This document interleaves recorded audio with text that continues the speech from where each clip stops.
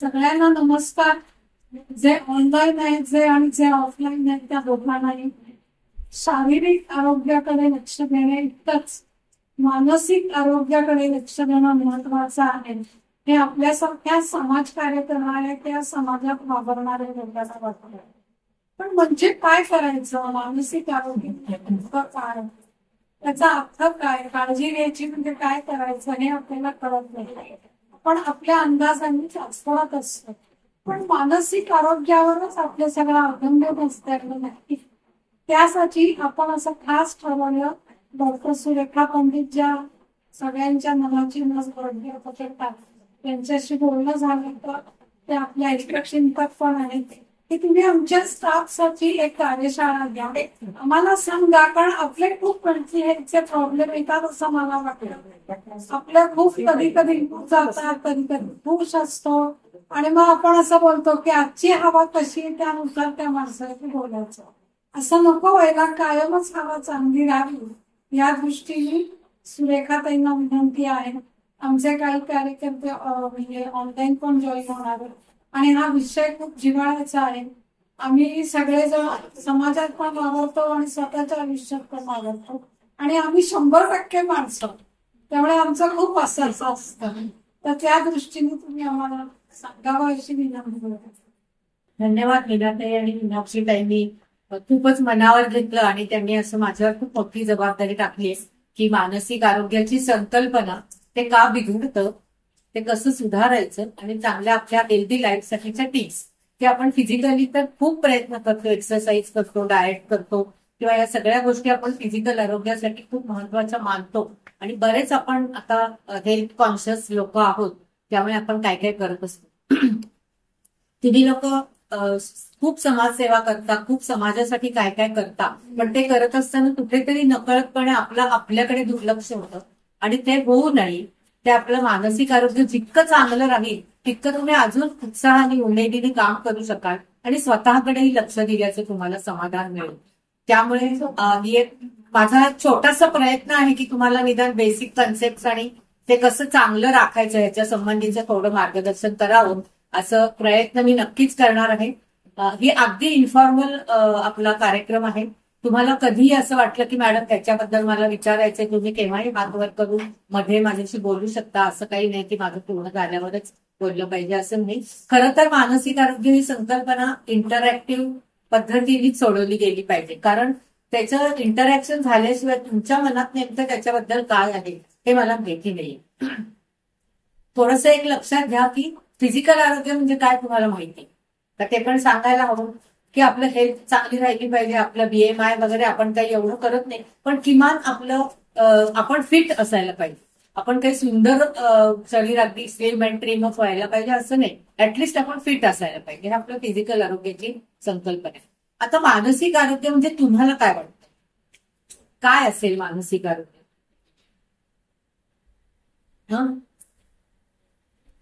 मनाचं संतुलन, मनाचं संतुलन असेल, भावभाव बर की टोकाचा आनंद म्हणत किंवा टोकाचं नैराश्य येणं असं नाही का, त्या भावना पद्धतीने स्टेबल बर बर. आणखीन कोणाला काही? मनाचं संतुलन तेच ते सांगताय. मानसिक आरोग्य म्हणजे नेमकं काय, आता याची आमच्या दृष्टिकोनात म्हणजे आता सायकोलॉजिकल पॉईंट ऑफ व्ह्यू जर आपण बघितलं तर फक्त एवढ्या ह्याच्यात मी काही पॉईंट्स लिहिले तर ते मी एक्सप्लेन करणार नाही. त्याच्यावरती मी एक दिवसभर पण बोलू शकेन, पण मला 1 तासच बोलायचंय. त्यामुळे मी मॅक्सिमम प्रयत्न करेन की तुमच्यापर्यंत ती संकल्पना कशी पोहोचेल. तर आता एक लक्षात घ्या की मेंटल हेल्थमध्ये आपण पहिली गोष्ट काय त्यांनी सांगितलं तसे इमोशनल, सोशल, पर्सनल आणि फॅमिली बॅकग्राऊंड या 4 गोष्टी अत्यंत महत्वाच्या. आता इमोशनल म्हणजे काय, मुळात भावना म्हणजे काय हेच आपल्याला माहिती नसतं. खूप डिटेलमध्ये जर आपण विचार केला तर भावना म्हणजे काय हे लक्षात घेताना आधी भाव निर्माण होतो का आधी भावना निर्माण होतात, इथपासूनच आपल्या मनामध्ये शंका असते की आधी भाव निर्माण होतो का भावना. आपण व्यक्त करतो म्हणजे काय करतो, आपण स्वतः व्यक्त करतो कोणाकडे तरी एखादी भावना. मी तुम्हाला एखादी गोष्ट विचारली आणि तुम्ही ती व्यक्त करताना तुमची भावना त्याच्याबरोबर व्यक्त केली तर भाव काय आणि भावना काय हे तुमच्या लक्षात येईल. कुठल्याही गोष्टीचा भाव आधी निर्माण होतो आणि मग त्याच्याबद्दल आपण भावना व्यक्त करतो. तो भाव निर्माण होतो म्हणजे नेमकं काय होतं, तर तुम्ही जेव्हा कुठल्याही गोष्टीला रिॲक्ट करायला सुरुवात करता त्यावेळेला तुम्ही आधी स्वतःशी बोलता. त्याला आपण सेल्फ टॉक असं म्हणतो. आणि तो सेल्फ टॉक इतका महत्वाचा असतो की तो कसं बोलायचं, आपण आपल्याशी काय बोलतोय, कारण आपल्या मनात एक असतं आणि आपण बोलतो वेगळं असं होता कामा नाहीये. हा आपल्या मानसिक संतुलनाचा खूप महत्वाचा भाग आहे. आपण खूप त्यांना खोटं बोलतो, म्हणजे आपल्याला समोरच्याचा राग आलेला असतो पण आपण त्याचं खूप खोटं कौतुक करतो. आपल्याला काहीही वाटलं तरी आपण खोटं त्याच्या एकूण पॉझिटिव्ह बोलायच्या मागे राखतो. पण तसं न करता आपल्याला मानसिक संतुलन जर टिकवायचं असेल तर आपल्या भावना या आपल्याला योग्य पद्धतीनेच व्यक्त करता आल्या पाहिजे. भावनिक स्थैर्य निर्माण करण्यासाठी खूप आनंद झाला तर गुरळून जाता कामा नये, किंवा माझे आता हात टेकले असं वाटता कामा नये, आणि खूप दुःख झालं तर खूप खचून जाता कामा नये. हा पहिला इमोशनल भाग आपल्याला लक्षात घ्यायला पाहिजे की आपण कशाला म्हणतो सोशल. आता बिहेवियरल म्हणजे काय किंवा सायकोलॉजिकल म्हणजे काय, तर भावनिक आणि सायकोलॉजिकल म्हणजे मानसिक त्याच्यामध्ये परत खूप फरक आहे. की मनाने एक गोष्ट करावीशी वाटते पण मनापासून करावीशी वाटत. मनाने करावीशी वाटणं आणि मनापासून करावीशी वाटणं ह्यात खूप फरक आहे. काही गोष्टी गरज असते म्हणून आपण करतो, आपल्याला त्या मनापासून करावीसा वाटत नाही. पण मनापासून जेव्हा एखादी गोष्ट करावीशी वाटते किंवा काहीच करावंसं वाटत नाही. मानसिक आरोग्य म्हणजे नेमकं काय, तर आपली भावनिकता अत्यंत सुदृढ असली पाहिजे. कधीही समोरच्याबद्दल आपल्या मनामध्ये वाईट विचार आले नाही पाहिजे. कधीही स्वतःबद्दलचे वाईट विचार आपल्या मनामध्ये आले नाही पाहिजे. सेल्फ टॉक आपला कधीही निगेटिव्ह असता कामा नये की नाही मी हे करू शकणार नाही, मला हे जमणार शक्यच नाही मला. असे खूप लोक माझ्या समोर येतात की अगदी साधं योगासनाच्या क्लासला गेले तरी एखादा आसन आपल्याला जमलं नाही तर आम्ही सांगतो की वारंवार प्रयत्न करा, एक ना एक दिवस तुम्हाला आदर्श स्थिती येईल. तर त्यांना शक्यच नाही, मला आयुष्यात जमणार नाही असं म्हणलं तर तुम्हाला कधीच ते जमत नाही. कारण आपला मेंदू हा आपण दिलेल्या सूचनावर हुकूम काम करत. तुम्ही त्याला कायम पॉझिटिव्ह सूचना देण्याचा प्रयत्न करा. मानसिक आरोग्य ही कन्सेप्ट इतकी वेग आहे की कोणाला वाटेल ह्याला काही मानसिक आरोग्य म्हणत नाही, पण जसं शारीरिक आरोग्य महत्वाचं आहे तितकंच किंबहुना त्याच्यापेक्षा जास्त मानसिक आरोग्य महत्वाचं मानलं जातं. आता ह्याच्यामध्ये तुम्ही बघा की सायकोलॉजिकल भाग काय असतो. तर मला माझ्या मैत्रिणीबद्दल काय वाटतं, माझी जवळची मैत्रीण आहे, मग तिला यश मिळालं, तिला प्रसिद्धी मिळाली तर मला खरंच सेल्फ पासून आनंद होतोय का खोटा मी इतर व्यक्ती तिचं सत्कार करतायत, कौतुक करतायत, पेपरमध्ये बातमी येते म्हणून मी तिच्या आनंदात सहभागी होते, मला मनापासून वाटतंय का. आणि हे जर मनापासून वाटत नसेल तर प्रत्येकाने गृहीत धरायला हरकत नाही की आपल्यामध्ये थोडासा मानसिक आरोग्याचा प्रॉब्लेम आहे. थोडासा आपल्याला हे मनापासून वाटलं म्हणजे आपण सगळेजण जेव्हा म्हणतो की मानसिक आरोग्य नॉर्मल आहे तेव्हा आपण असं म्हणतो की 90% नॉर्मल असतो, 10% आपल्यामध्ये प्रॉब्लेम असतात. फक्त ते आपल्याला कळायला पाहिजे. काही वेळेला जर त्याला योग्य प्रकारचं गायडन्स मिळालं नाही किंवा त्याला थोडंसं अजून काय करायला पाहिजे ह्याच्यासाठी हे कळलं नाही तर तो 10%चं पर्सेंटेज हळूहळू वाढायला लागतं आणि नॉर्मल्सीकडे जाण्याची प्रक्रिया कमी होते आणि जास्तीत जास्त निगेटिव्ह गोष्टी आपल्या डोळ्यासमोर यायला लागतात. आता बघा की ज्या व्यक्ती मानसिक आरोग्य बिघडलंय म्हणून आपल्या मेंटल हॉस्पिटलमध्ये आहे त्यांचं मानसिक आरोग्य बिघडण्याची भरपूर कारणं असतात. पण त्या आम्ही आता जसं सांगितलं तसं की आपण 80-90% आपण नॉर्मल असतो, 10% आपण ऍबनॉर्मल असतो. आणि त्या व्यक्ती 70-75% ऍबनॉर्मल असतात आणि 5-10%, 10-15% त्या नॉर्मल असतात. त्यामुळे त्यांना ऍडमिट करावं. मग आपल्याला त्या स्टेजपर्यंत जायचं नाहीये. आता न्यूरोटिसिझम आणि सायकोटिसिझम असे दोन गोष्टी मानसिक आरोग्यात महत्वाच्या मानतात की मनोविकृती आणि मनोशारीरिक आजार असे पण असतात की मला काहीही होत नाहीये पण तरी मला काहीतरी झाल्यासारखं वाटतं. आता साधं उदाहरण सांगू का तुम्हाला की एक आपल्या फडके हौदावरची एक केस होती. त्या बाई होत्या साधारणपणे तेव्हा 50 वर्षाच्या होत्या. त्या म्हणाले माझं हाय बीपी होतं, माझं शुगर खूप वाढतीये, पण मला म्हणजे असं काय माहिती नाही, मी तपासायला गेले की ते नॉर्मल आहे. तर आधी त्यांचं खूप मेडिकल ट्रीटमेंट, आपल्याकडे काय डॉक्टरकडे गेलं की आपण डॉक्टरला आधी श्रीमंत करतो आणि मग आपली ट्रीटमेंट सुरू होते. त्यामुळे हे सगळं चालू झालं होतं. सगळ्या नखशिखांत चाचण्या झाल्या, चाचण्यांमध्ये काही आलं नाही पण त्यांना ज्या हाय बीपीची सिम्पटम्स आहेत ती वाटत, त्यांना शुगर वाढतीये त्याची सिम्पटम्स जाणवत होत पण त्यांना काहीही शारीरिक आजार नव्हता. मग त्यांच्याच एका नातेवाईकांनी माझं नाव त्यांना सुचवलं आणि त्या माझ्याकडे आल्या आणि 2 सेशन झाल्यानंतर मला त्या ज्या बोलत होत्या त्याच्यातनं असं वाटलं की हे काही शारीरिक नाही. मग त्यांना घरातनं कुठेही त्यांना आपण त्याला म्हणतो की ऍक्सेप्टन्स नव्हता, कारण त्या अजिबात शिकलेल्या नव्हत्या.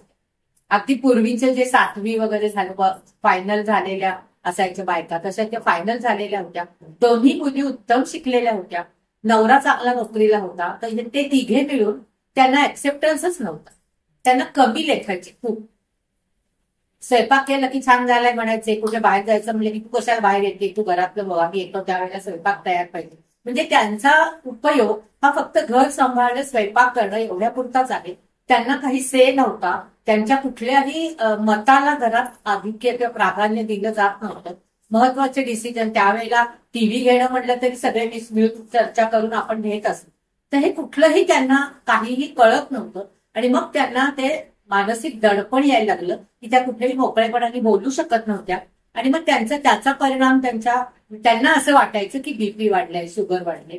याला आमच्यामध्ये सायकोसोमॅटिक डिसऑर्डर्स असं म्हणतो, की मनोशारीरिक आजार, की मला काहीतरी झालंय असं वाटणं म्हणजे मनोशारीरिक आजार. आणि मग त्या व्यक्ती खरं बीपी वाढलेल्या माणसांपेक्षा विचित्र वागतात. त्यांचं बीपी नसून सुद्धा किंवा शुगर नसून सुद्धा खरोखर वाढलेले जे लोक असतात ते त्या मनाने स्टेबल असतात, इतक्या ते विचित्र वागतात. मग ह्याचा आपल्याला विचार करावा लागतो की असं का होतं. मग त्यांना 2-3 सेशन्स ट्रीटमेंट दिल्यानंतर तरी मला असं वाटलं की ते मला हवंय ती गोष्ट बोलत नाहीये. किती सेशन आपण घेणार त्याच गोष्टींसाठी. मग मी त्यांना हिप्नोथेरपी द्यायचं ठरवलं.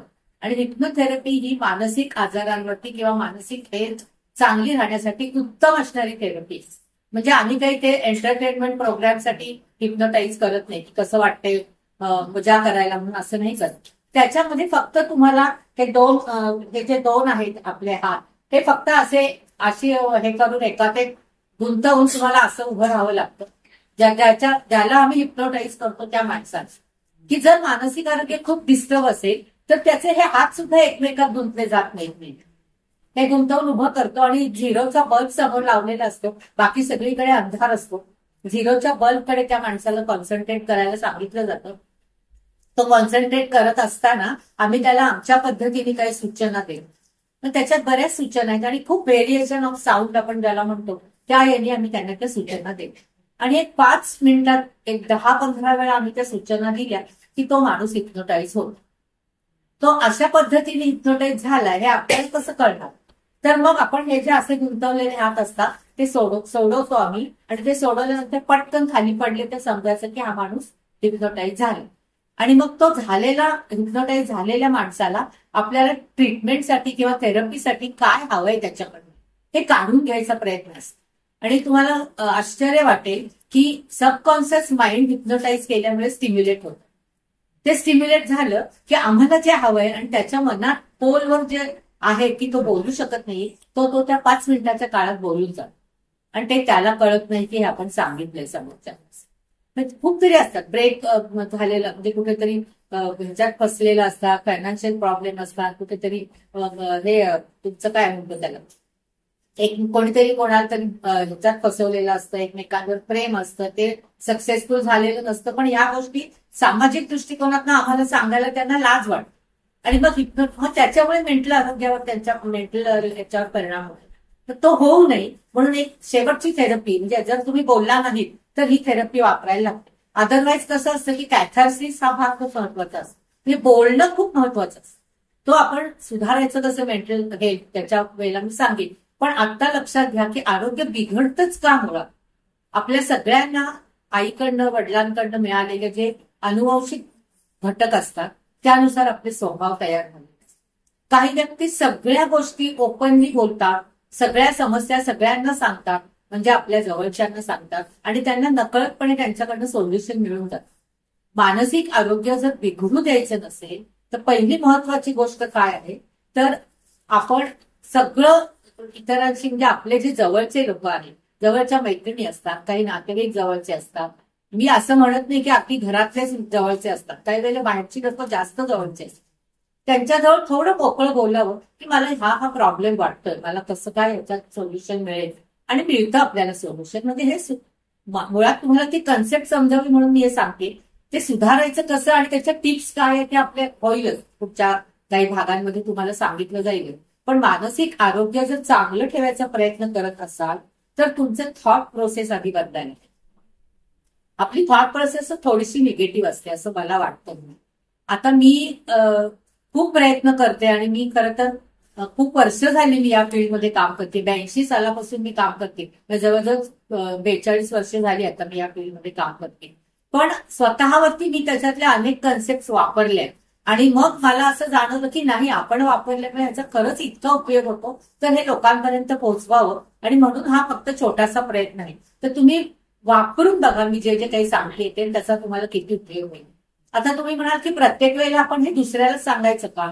तर असंही नाही, तुम्ही स्वतःच्या मनाशी पण गप्पा मारू शकता. आपल्याला खूप मोठा काही प्रॉब्लेम आला असेल, आता अगदी साधे साधे प्रॉब्लेम्स असतात की जे आपण पर्सनली सोडवू शकतो, तरी सुद्धा काही वेळेला आपल्याला वाटतं की हे कुणाशी तरी बोलायला हवं, ते बोलल्याशिवाय सुटणार नाहीये. आणि मग ते बोलता आलं नाही तर आपण स्वतःशी बोलायचं. म्हणजे स्वतःशी बोलणं म्हणजे रस्त्याने बडबडत फिरणं नाही, ते मानसिक आरोग्य बिघडल्याचं लक्षण आहे. आपल्या मनाशी बोलणं म्हणजे आपलं सेल्फ टॉक आपण जो करतो तो अत्यंत थॉट प्रोसेस नुसार झाला पाहिजे, की मला काय वाटतंय. माझंच उदाहरण देते. आता मी 8 दिवसापूर्वी गाडीवरनं, उभ्या गाडीवरनं चालवत नव्हते, मागच्यानी कोणाला तरी असं वाटलं काहीतरी झालं, त्याने गाडी ओढली, गाडी माझ्या अंगावर, मी खाली पडले. लागणारच होतं, पडल्यानंतर लागणारच. अंगावर गाडी पडल्यानंतर गाडीला काही झालं नाही कारण ती माझ्या अंगावर पडली, मला मात्र लागलं. पण मग आता हा प्रॉब्लेम आहे ना, ह्याच्यातनं सोल्युशन तर मिळालं पाहिजे ना. आपण जर म्हटलं तर आपल्याला सहन करायचं हे जरी असलं तरी स्वतःशी बोललं पाहिजे की असं का झालं, ते झाल्यानंतर आता मी काय करायला पाहिजे. मी जर ते धरून बसले, मी जर रोज सांगितलं की अरे माझं असं होते, मला हे दुखते ते दुखते, तर आपण त्याच्यातनं बाहेर येत नाही. दुखत असतंच, कुठलंही जखम झाली मनाला म्हणा किंवा शरीराला म्हणा तर ती 8 दिवसाच्या आत बरी होतच नाही, किमान 8 दिवस. मग ते आपण सारखं सांगायचं का की नाही मला असं झालं, मला तसं झालं, मी हे करणार नाही, मी ते करणार, असं नाही सांगायचं. जेवढं जमेल तेवढं 50%, 60% जेवढं जमेल तेवढं आपल्या ऍक्टिव्हिटीज आपण चालू ठेवायच्या, तर आपल्या मानसिक आरोग्याला त्याचा खूप आपल्याला इफेक्ट जाणवतो. आणि मग आपल्याला असं दिसतं की आपण त्याच्यातून खूप चांगल्या पद्धतीने बाहेर येतो. थॉट प्रोसेस कशी सुधारायची हे तुम्हाला 2-3 सेशन्स नंतर लक्षात येईल कसं काय करायचं. आता बघा की आता आपण हाऊ टू हँडल स्ट्रेस असं एक, ते मी तुम्हाला पीपीटी पण देईन नंतर, पॉवर पॉईंट प्रेझेंटेशन. फक्त ते माझं इंग्लिश मधनं आहे, मी आता जे एक्सप्लेन करते ते त्याच्यात इंग्लिश पॉईंट असतील, ते तुम्हाला मी नंतर देईन. तर स्ट्रेस येतो म्हणजे काय होतं, ताण येतो का मुळात तुम्हाला? येतो. कशाचा येतो? कशाचा येतो सांग. ठीक आहे. आणि पुरुषांना येतो का ताण?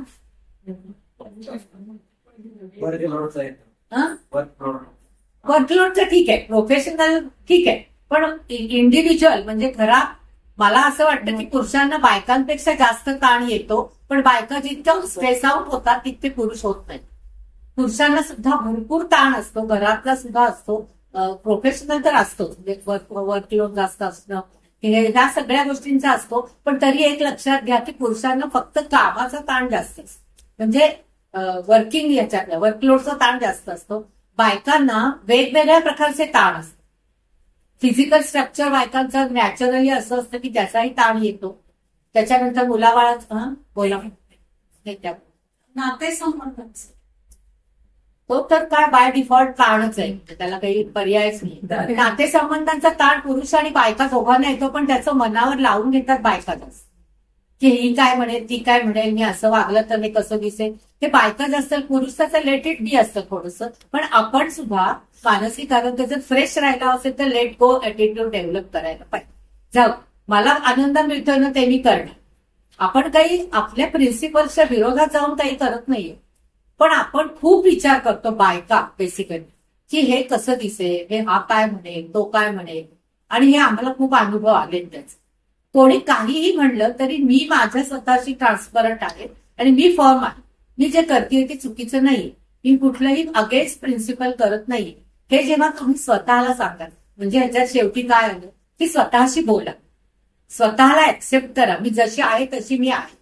मला आता आपल्याला कोणी विचारतं का जन्माला येताना की तुला कसं हवंय बाई पर्सनॅलिटी, विचारलं असतं तर आपण सांगितलं असतं लुकडं पाहिजे, गौरव पाहिजे, केस लांब पाहिजेत, नाक सरळ पाहिजे, डोळे छान पाहिजेत, सुंदरच पाहिजे म्हणणार आपण. पण आपल्याला कोणी विचारत नाही, कारण ते आपल्या हातात ठेवलं नाही म्हणूनच बरं आहे. नाहीतर हातच टेकले असते आपले आभाळाला. तर आपल्याला जे हेरिडिटरी मिळतं ती आपली पर्सनॅलिटी असते. आईकडनं काही गोष्टी मिळतात, वडिलांकडनं काही गोष्टी मिळतात, काही गोष्टी आजींकडनं सुद्धा मिळतात. मग हे जे मिळतं 2-3 पिढ्यांकडनं ते आपण as it is positively accept करायला पाहिजे. ठीक आहे, मी जाडी आहे, मी जाडी. आता आपण त्याच्यातनं पॉझिटिव्ह कसं शोधायचं, म्हणजे मी कसं शोधते, मी जाडी आहे म्हणून मी पडल्यानंतर हाडापर्यंत मार जातच नाही. कारण की वर जाडी असल्यामुळे हा पण मुद्दा महत्वाचा आहे ना. आपण जाड आहोत म्हणून बारीक लोकांना प्राधान्य आहे, लक्षात घ्या. सगळे एकसारखे असले तर थोडी कोणाला महत्व दिलं, बरोबर आहे की नाही. आपण जाड आपल्याशी कम्पेअर केलं जातं म्हणून त्या बारीक आहेत असं म्हटलं जातं आणि आपण जाड आहोत. पण ठीक आहे, आम्हाला पण खूप फायदे आहेत ना. आडवं पडल्यानंतर पटकन हाडापर्यंत मार जात नाही, कारण वर मांस आहे बघ. तसं अजून एक उदाहरण सांगते. VU भंडारीकडे एक एम्प्लॉई आहे. का बोला. अतिविचाराचं काम बायकांना जास्त अतिविचार करण्याने छोट्या गोष्टींपासून, आणि आपण करतो. साधी भांडीवाली बाई आली नाही तरी आपण त्याच्यावर दिवसभर विचार करतो आणि त्याचं टेन्शन घेतो आणि ऑफिसला येतो. बाई आलेली आता घरी जाऊन काम करायचे. इतके बारीक सारी गोष्टींनी मानसिक आरोग्य बिघडायला लागलं तर हॉस्पिटल्स पुरणारच नाही का, इतकी बिघड. पण येतो, बरोबर आहे, अगदी येतो ताण. पण आता एक उदाहरण सांगते की VU भंडारीकडे माझ्या नात्यातले एक जण काम करतात. तर तिने मला परवा फोन केला की तुम्ही बऱ्या आहात का वहिनी. मी बरी, छान आहे, जे झालं ते झालं, तर बरी आहे म्हटलं. तर ती म्हणाली की माझी एक कलिग आहे, ती अगदी स्लिम अँड ट्रिम आहे, म्हणजे ती हेल्थ कॉन्शियसच आहे. तर ती गाडीवरती चाललेली असताना तिला रिक्षाने डॅश दिला आणि रिक्षाच्या मागे बंपरमध्ये तिचं हँडल अडकलं आणि ती फरफटत गेली. खूप फरफटली नाही पण फरफटत गेली. पण ती खूप बारीक असल्यामुळे तिच्या किडनीपर्यंत मार लागला. म्हणजे मी निगेटिव्ह म्हणून सांगत नाहीये, बारीक असणं हे खरंच छान, म्हणजे आम्ही होत नाही म्हणून आम्ही ते पॉझिटिव्हली घेतोय असं नाहीये. व्हायला पाहिजे, पण त्याचेही काही फायदे आहेत. शेवटी आपण एकाच गोष्टीवरती किती वेळ विचार करणार की अरे माझे वजनच कमी होते, अरे जाऊ दे आता कुठे रँकवर जायचंय आपल्याला, आपण फिट आहोत ना एवढं बघायचं. आणि हे प्रत्येक सेशनमध्ये मी प्रत्येक वेळी बायकांना इन्सिस्ट करून हे सांगते, कारण काही काही बायका दीक्षित डाएट करतील, मग अमकच करतील, मग तमकच करतील, मग 4 महिन्याने ते जमतच नाही, मग त्याचा अर्धवट इफेक्ट होतो. असं नाही करायचं. जे काही आहे त्याच्यात कन्सिस्टन्सी आणि ट्रान्सपरन्सी असली पाहिजे, लक्षात घ्या. कन्सिस्टंटली करा जे काही करणार. आंबा खायचा 4 महिने कन्सिस्टंटली आंबा खा, त्याचा वर्षभर उपयोग होईल. एकदा खायचा मग नको, मग खाऊ की नको, मग शुगरच. खायला लागल्यानंतर शुगरचा विचार करायचा नाही. हा एक साधा मानसिक आरोग्य चांगलं राहण्याचा उपाय असतो. आपण खूप खूप विचार करतो. मी ह्या म्हटल्या तसं की मानसिक तर दडपण येतच. किती साधं दूध उतू गेलं तरी बाई चिडचिड करणारी मी बघितली की आता जायचंय ऑफिसवर, दूध गेलं दूध उचलून ठेव, पाणी टाक गॅसवर आणि जा निघून, आल्यावर बघता येईल. इतकं लेट गो ऍटिट्यूड आपल्याला करायला पाहिजे. कारण आपल्याला जर सगळ्या आघाड्यांवर आपल्यालाच काम करायचंय तर आपण प्रत्येक आघाड्यांवर जर असं टेन्शन घेत बसलो तर एवढी डोक्याची कपॅसिटी नसते. तुम्ही जेवढं फ्रेश असाल तेवढी ती कपॅसिटी वाढते. भांडण करायची वेळ आली घरात. आपण एक खूप बायका दरवेळेला प्रश्न विचारतात की बारीक सारी गोष्टीवरून भांडण होतात, वाद होतात. मस्तपैकी एकाने शांत बसायचं ठरवून घरात भांडण करायचं प्रयत्न. नवरा बोलायला लागला तर आपण शांत बसावं. आपण फार बडबड करायला लागली की हिची वहिला शांत बसायची सवयच नाही असं जर मिस्टरांना माहिती असेल तर त्यांनी शांत बसायचं. एक थोडा वेळ. एकदा ती शांत झाली किंवा दोघेही शांत झाले की शांतपणे काय चुका आहेत ते एकमेकांना सांगायचा प्रयत्न करावा. कारण भांडण होतात, मतभेद होतात, ते किती टोकाला न्यायचे ते आपण ठरवायचं. तर मानसिक आरोग्य चांगलं. मी तुम्हाला सांगितलं काल मॅडमशीच बोलताना म्हणलं काउन्सिलिंग मी 40 वर्ष करते. एक परवा केस आली तर ती मुलगी मला म्हणाली की मी आणि माझी मैत्रीण शाळेपासून एकत्र आहोत, ती आता ग्रॅज्युएट होणार आहे. तर शाळेपासून एकत्र आहोत. तर आता हे इंस्टाग्राम आणि फेसबुकचं इतकं आलंय तर मी खूप सुंदर गाऊन घालून फोटो टाकला होता तिचा आणि माझा. तर तिच्या फोटोला माझ्यापेक्षा जास्त लाईक्स आले मॅडम.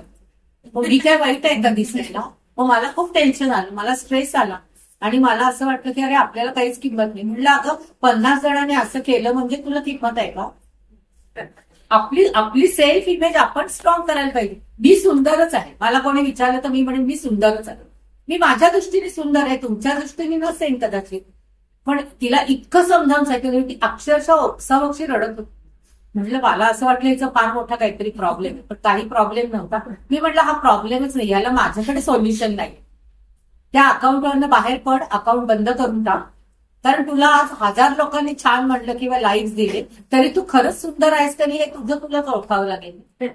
बरोबर आहे की त्याला काय अर्थ आहे जास्त. तर हा एक आता आपण ज्याला म्हणतो की डिजिटल वर्ल्डचा हा खूप मोठा लॉस आहे आता झालेला आहे. मुलं सुद्धा काही काही इतकी तरुण वयातली अर्थातच, कारण त्यांना तरुण वयात असं वाटतं की सोशल ऍक्सेप्टन्स मला जास्त पाहिजे, मला 4 लोकांनी विचारलं पाहिजे, असं त्यांना तरुण वयात वाटतं. आता नाही आम्हाला काही वाटत, आम्ही आमचं काम करतो, विचारा किंवा नका विचार, आम्ही आमच्या दृष्टीने आम्ही सॅटिस्फाईड आहोत, आम्ही व्यवस्थित काम करतो, आम्ही या सगळ्या गोष्टी आम्ही स्वतः मानतो. हा जो भाग आहे हा मानसिक आरोग्याशी खूप संबंधित आहे. तर तुम्ही स्ट्रेस हँडल कसा करा. स्ट्रेस म्हणजे फार मोठा स्ट्रेस लागत नाही. साधं आता गाडीवरनं यायचंय, पाऊस पडलाय, पाणी साठलंय आणि ट्रॅफिक जॅम झालं. तुम्ही एक लक्षात घ्या, जे कोणी गाडी चालवत असतील त्यांनी, की जेव्हा ट्रॅफिक जॅम होतो आणि आपण त्याच्यात स्टक होतो ना, त्यावेळेला ऑब्झर्व्ह करायचं लोकांचे एक्सप्रेशन, की वेळ पण छान जातो आणि आपल्याला कळतं की हो किती स्ट्रेसमध्ये. मला सिग्नलला उभं राहिल्यावर सुद्धा सवय आहे, मी लोकांचे एक्सप्रेशन ऑब्झर्व्ह करतो. खूप मस्त वेळ जातो, कळत नाही कधी ट्रॅफिक सुटतो आपल्याला. पण प्रत्येकाचे एक्सप्रेशन्स वेगळे असतात. कोणी गाडीवर बसूनच असे पाय आपटतात, कोणी हात असे असे करतात. आपण काहीही करू शकत नसतो. तिथे ऑब्झर्वेशन आणि मानसिक स्थैर्य हे खूप महत्वाचं आहे. आणि ते जर आपण हे केलं, कारण आजकाल तुम्ही बघा टू व्हीलरवरनं गावात सुद्धा किती ट्रॅफिक आहे. एवढ्याशा गल्ल्या दोन्ही बाजूला पार्किंग केलेलं आणि मधून आपण जायचं. मग आपण ऑब्झर्वेशनचं टेक्निक वापरून स्वतःला छान रिलीफ मिळवू शकतो. मग इतरांचे एक्सप्रेशन बघितले की आपल्याला वाटतं आपण खूप मजेत आहे, मस्त आहे. असं करावं ज्यांना सवय नाही. म्हणजे अगदी कारमध्ये बसून गेलो ना तरी खिडकीतनं इतरांचे एक्सप्रेशन बघावी, खूप मजा येते बघावी. मला ती आहे सवय, का माहिती नाही पण मला ती सवय आहे. आता बघा की तुम्ही कुठल्याही आयुष्याच्या स्टेजवर जरी गेलात तरी तुम्हाला स्ट्रगल आहे. फक्त लहानपणीचा स्ट्रगल जोपर्यंत आई बाबा हँडल करत असतात तोपर्यंत तो तुमच्यापर्यंत येत. आता आपल्या अर्भकावस्थेपासून आपल्या एकूण विकासाच्या 8 अवस्था असतात. अर्भकावस्था, शैशवावस्था, पूर्व बाल्यावस्था, उत्तर बाल्यावस्था, कुमारावस्था, तारुण्यावस्था, प्रौढावस्था आणि वृद्धावस्था. या सगळ्या अवस्थांमधनं आपण सगळे जातो. अर्भकावस्था, शैशवावस्था आणि पूर्व बाल्यावस्था या 3 अवस्थांमध्ये आपल्याला काहीही टेन्शन येत नाही, कारण आपले आई वडील सगळं मॅनेज करत असतात.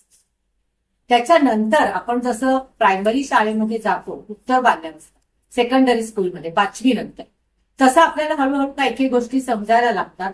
प्रत्येक आयुष्याच्या स्टेजला आपल्याला वेगवेगळ्या पद्धतीचा स्ट्रेस येतो आणि आपण वेगवेगळ्या पद्धतीने मानसिकदृष्ट्या डिस्टर्ब होतो. हे ऍक्सेप्ट करून टाका की म्हातारं होईपर्यंत आपल्याला प्रत्येक अवस्थेमध्ये स्ट्रेस येणार आहे आणि त्याला आपल्याला सामोरं जायचंय. त्या स्ट्रेस मधून आपण मार्ग काढायचा असेल तर आपल्यालाच फ्री राहायला, फ्री म्हणजे हेल्दी राहणं गरजेचं आहे. वेळ का म्हणजे मानसिक आरोग्य चांगलं राहणं म्हणजे काय, छान तुम्ही सगळ्याला सामोरं जा, हसत खेळत राहा. तुमच्या चेहऱ्याच्या मागे काय आहे हे लोकांना कळलं नाही. प्रत्येकालाच प्रॉब्लेम असतो. आपल्याकडे तुम्ही प्रॉब्लेम सारखे चव्हाट्यावर आणले तर लोक शेवटी कंटाळतात, जाऊ दे हिच्याशी कायमच रडी आहे असं म्हणतात. आपण आपल्या चेहऱ्याच्या मागचं म्हणजे आपण थोडक्यात एक मास्क लावून केलं, वावरलं पाहिजे की मी आनंदी आहे, माझ्यामुळे इतरांना आनंद मिळतोय आणि मी इतरांशी बोलले तर त्यांना बरं वाटतं. असा जर आपण मास्क लावला तर आपण जास्त आनंदी राहू शकतो आणि मग ऑटोमॅटिकली मैत्रिणी होतात, समोरच्या आपल्याला कोऑपरेट करतात.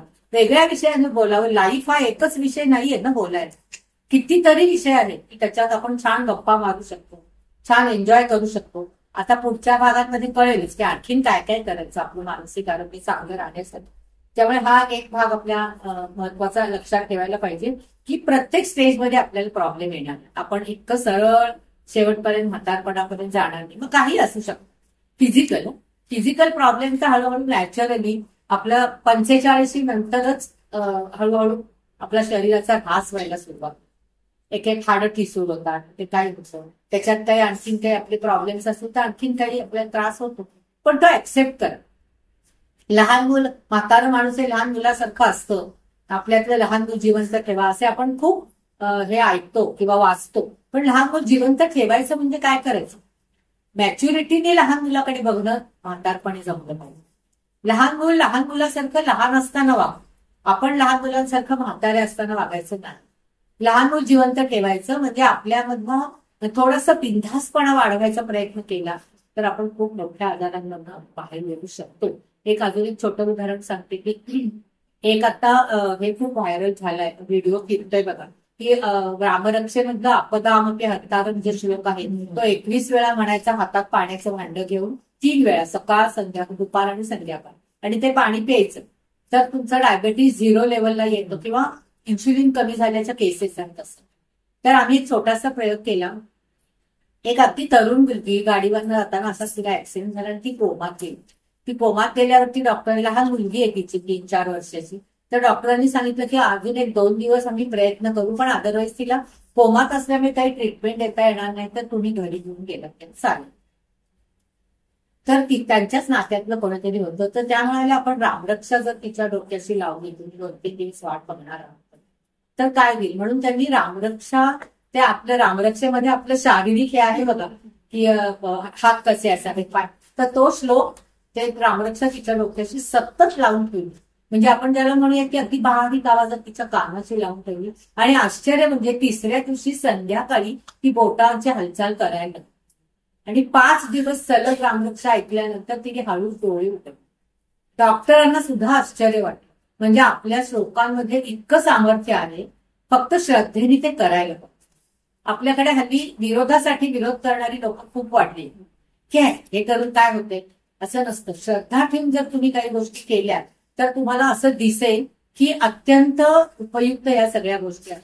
आता हे जे मानेल ज्याची श्रद्धा आहे त्याला हे कळेल, पण आम्ही डोळ्यांनी बघितलं की 5-6 दिवसांनी लगेच काही ती शुद्धीत होऊन आपल्यासारखी नॉर्मल नाही झाली, पण तिने ऍटलिस्ट डोळे उघडले. डॉक्टरांना पण आश्चर्य वाटलं. मग त्यांनी त्यांच्या ट्रीटमेंटमध्ये बदल केला आणि आता ती अजून हॉस्पिटलमध्येच आहे पण ती शुद्धीवर आली आहे. ती येणाऱ्या जणांना ओळखतीये, बोलतीये.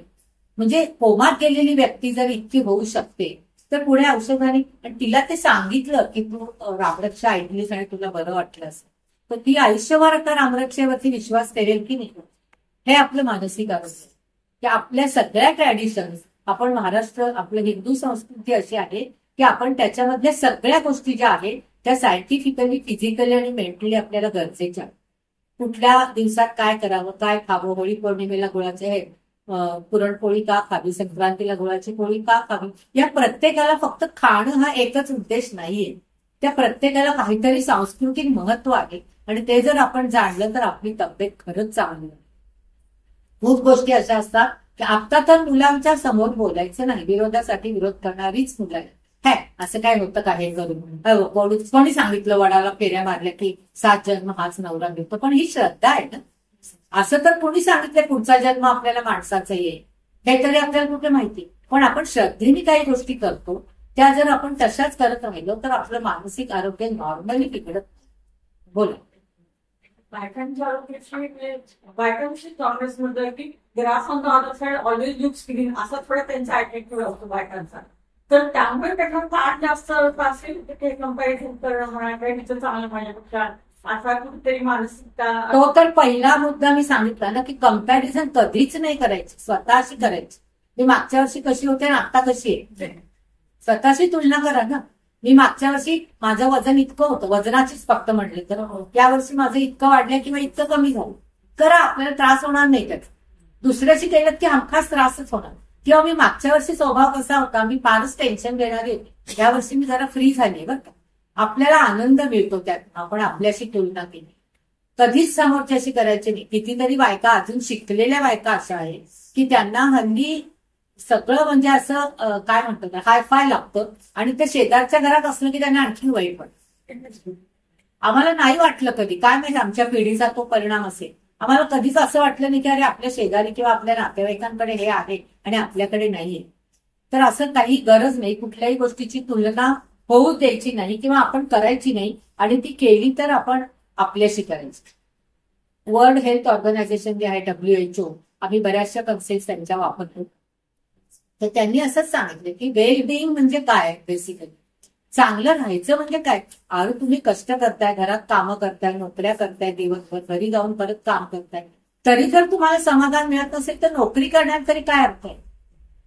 बरोबर आहे की? कुठल्या तरी गोष्टीतनं तुम्हाला समाधान मिळालं पाहिजे, तुमचा फिजिकल स्ट्रेस सुद्धा कमी झाला पाहिजे. तर त्याला आपण की प्रेझेंट सिच्युएशन मध्ये जगायला शिका, त्याला वेल बिईंग असं. दुसरं काहीही नाही. की आत्ता काय आहे? आत्ता पाऊस पडतो, ठीक आहे, पाऊस पडतोय, मी शांतपणे बसेन, पाऊस थांबल्यावर मी इथून उठीन आणि घरी जाईल. त्याच्यात एवढी अस्वस्थता कशाला? आता कधी पाऊस थांबेल, मी जेव्हा थांबेल तेव्हा मी निघेन, नाही तर मी भिजत जाण्याची तयारी केली. असे ऑप्शन्स आपल्या समोर आपणच ठेवायला पाहिजेत. आणि ते वेल बिईंग, प्रेझेंट सिच्युएशनला मी कसं रिस्पॉन्ड करते, हे मेंटल वेल बिईंग असतं. दुसरं काही नाही. मानसिकदृष्ट्या चांगलं राहणं म्हणजे प्रेझेंटमध्ये जगणं. आता कोणी मला सकाळी म्हटलं की अहो आता कोण होणार पंतप्रधान, म्हणलं आपल्याला काय करायचं, कोणीही झालं तरी आपल्या ह्या रुटीन मध्ये काय फरक पडणार नाही. म्हणे गॅसचे भाव उतरतील का लगेच, म्हणलं मला काय. म्हणजे आता हे आपल्याकडे काम करणाऱ्या ज्या बायका असतात त्यांना कोणीतरी सांगितलं तिलाच की आता 500 रुपये गॅस होणार आहे. म्हटलं हे बघ, कुठल्या तरी भ्रमात राहू नकोस, 800 रुपये झालाय तो 800 राहणार आहे. कमी झाला तर आनंद घेईल, पण नाही कमी झाला तर दुःख नाही होणार ना, 800 द्यावे लागणार आहे असं गृहीत धर. आणि पण त्या लोकांना काहीच माहिती नसतं राजकारणातलं, पण फक्त पंतप्रधान झाले तर आम्हाला एवढे पैसे मिळणार आहेत. म्हटलं त्यांच्या इंटरनल गोष्टीत मला इंटरेस्ट नाही, मला काहीही माहिती नाही त्याच्यामध्ये. माझं कर्तव्य काय? मत द्यायचं, काय होईल ते पुढचं पुढे. तुम्ही इतकं जर लेट गो ऍटिट्यूड ठेवला की कोणीही पंतप्रधान झालं तरी आपल्याला 8 आणि किलोनी 10 भाजी मिळणारच नाहीये, आपल्यात काहीच बदल होणार नाही. ह्या गोष्टीचा आपण इंडिव्हिज्युअल स्ट्रेस घेण्यात काय पॉईंट? त्या दिवशी लोक हवालदिल झाली होती, कशासाठी? हवालदिल म्हणजे इतकं त्यांना वाटत, आम्हालाही वाटत होतं ना, आम्ही काही गोष्टी गृहीत धरल्या होत्या, पण नाही जर झालं काही तर आपण डिस्टर्ब कशाला व्हायचो? त्यांचे त्या आनंदात होते, आपण कशाला डिस्टर्ब व्हायचं एवढं? आणि इतकं हवालदिल म्हणजे थोडं आपण इमोशनली होतो डिस्टर्ब. जसं भारत पाकिस्तान मॅच चालू असताना आपण जिंकलो नाही तरी चालेल, पण पाकिस्तान जिंकलं नाही पाहिजे, अशी जी एक ऍटिट्यूड असते. ठीक आहे तर असेल, पण ती चालू असताना ज्या वेळेला प्रॉब्लेम सुरू होतात त्यावेळेला लोक अक्षरशः हवालदिल होतात. तो ती मुलं म्हणतात आम्हाला नाही जेवायचं, आम्हाला हे करायचं. अरे कशासाठी? आपली पर्सनल लाईफ आहे, आपण पर्सनल लाईफ पब्लिक करू नये असं मला पर्सनली असं वाटतं की या गोष्टी आपण थोड्याशा लक्षात घेतल्या पाहिजे. इथे कुठेही जाती धर्माचा काहीही संबंध येत नाही. आपण मनाने स्ट्रॉंग राहिलो तर आपलं मेंटल वेल बिईंग अधिक चांगलं होतं, नाहीतर मात्र मानसिक आरोग्य 100% धोक्यात येतं. 4 दिवस तुम्ही 4 गोष्टींची तुलना केली की 5व्या दिवशी तुम्हाला मूड जातो, तुम्हाला काही करावं असं वाटत नाही, तुम्ही कोणाला तरी उद्धटासारखं बोलता, तुम्ही एकट्याच बसून राहता, स्वतःवरती पोस्ट तयार करता. आपण आपल्याशी ट्रान्सपरंट राहा ना, काही पोस्ट बीस तयार होत नाही आपल्याला. आणि मग लोक म्हणतात अरे ही काहीतरी वेड्यासारखं वागायला लागले बरं का. कशासाठी म्हणून द्यायचं लोकांना? प्रत्येक जण वेड्यासारखा वागतो, फक्त आपण दाखवतो ते वागले म्हणून ते दाखवायचं नाही. एवढी एक गोष्ट लक्षात ठेवा. आता त्यांनी असं म्हटलंय याच्यात की coping of stressors in life. किती स्ट्रेस असतो, इथून निघाल्यापासून घरी गाडीवर जाताना सुद्धा संपूर्णपणे स्ट्रेस असतो. पण त्याच्याशी आपण मी मगाशी सांगितलं तसं की कोपिंग कसं आहे, कोपअप कसं करताय, की तुम्ही लोकांशी बोलताय का, तुम्ही ऑब्झर्व करताय, मजा येते करून बघा तुम्ही सिग्नलला उभं राहिल्यानंतर इतका मस्त वेळ जातो. म्हणजे आपण म्हणजे तो एक प्रकारचा स्ट्रेस असतो तो पण रिलीज होतो. की अरे हे असले तरी आपण हातवारे करत नाही. लोक हातवारे करतात, जाऊ दे, मनाशी बोलतात आणि मग हातवारे करतात, जाऊ दे असे करतात असंही सिग्नलला उभं राहून स्वतःच्याच मनाशी बोलतात आणि हातवारे करतात. किमान आपण असं काही करत नाहीये म्हणजे आपण मानसिकदृष्ट्या स्टेबल आहोत असं आपण आपल्याला सांगून टाकायचं की मी छान आहे, माझं mental well being is good, मला कुणाच्याही गायडन्सची आत्ता गरज नाही असं सांगितलं की आपण आपोआप बूस्ट होतो आपला कॉन्फिडन्स आणि आपण खरंच चांगले. आपण कायम खालच्या लोकांकडे बघितलं की आपल्याला चांगलं वाटतं की नाही. त्यामुळे हा एक भाग म्हणजे हे मी अध्यात्मामध्ये सांगत नाही, प्रत्यक्ष अनुभवलेल्या गोष्टी आहेत म्हणून मी त्या सांगायचा प्रयत्न करते की शक्यतो असं जर राहायचा प्रयत्न केला तर वर्षातनं कधीतरी एक 3-4 दिवस आपले असतात असे स्वतःचे असे की आपल्याला डिस्टर्ब होतं, थोडं वाईट वाटतं थोडं, तेवढं ठीक आहे, तेवढ्यानी काही लगेच मानसिक त्रास होत नाही. त्यामुळे हा एक भाग लक्षात ठेवा.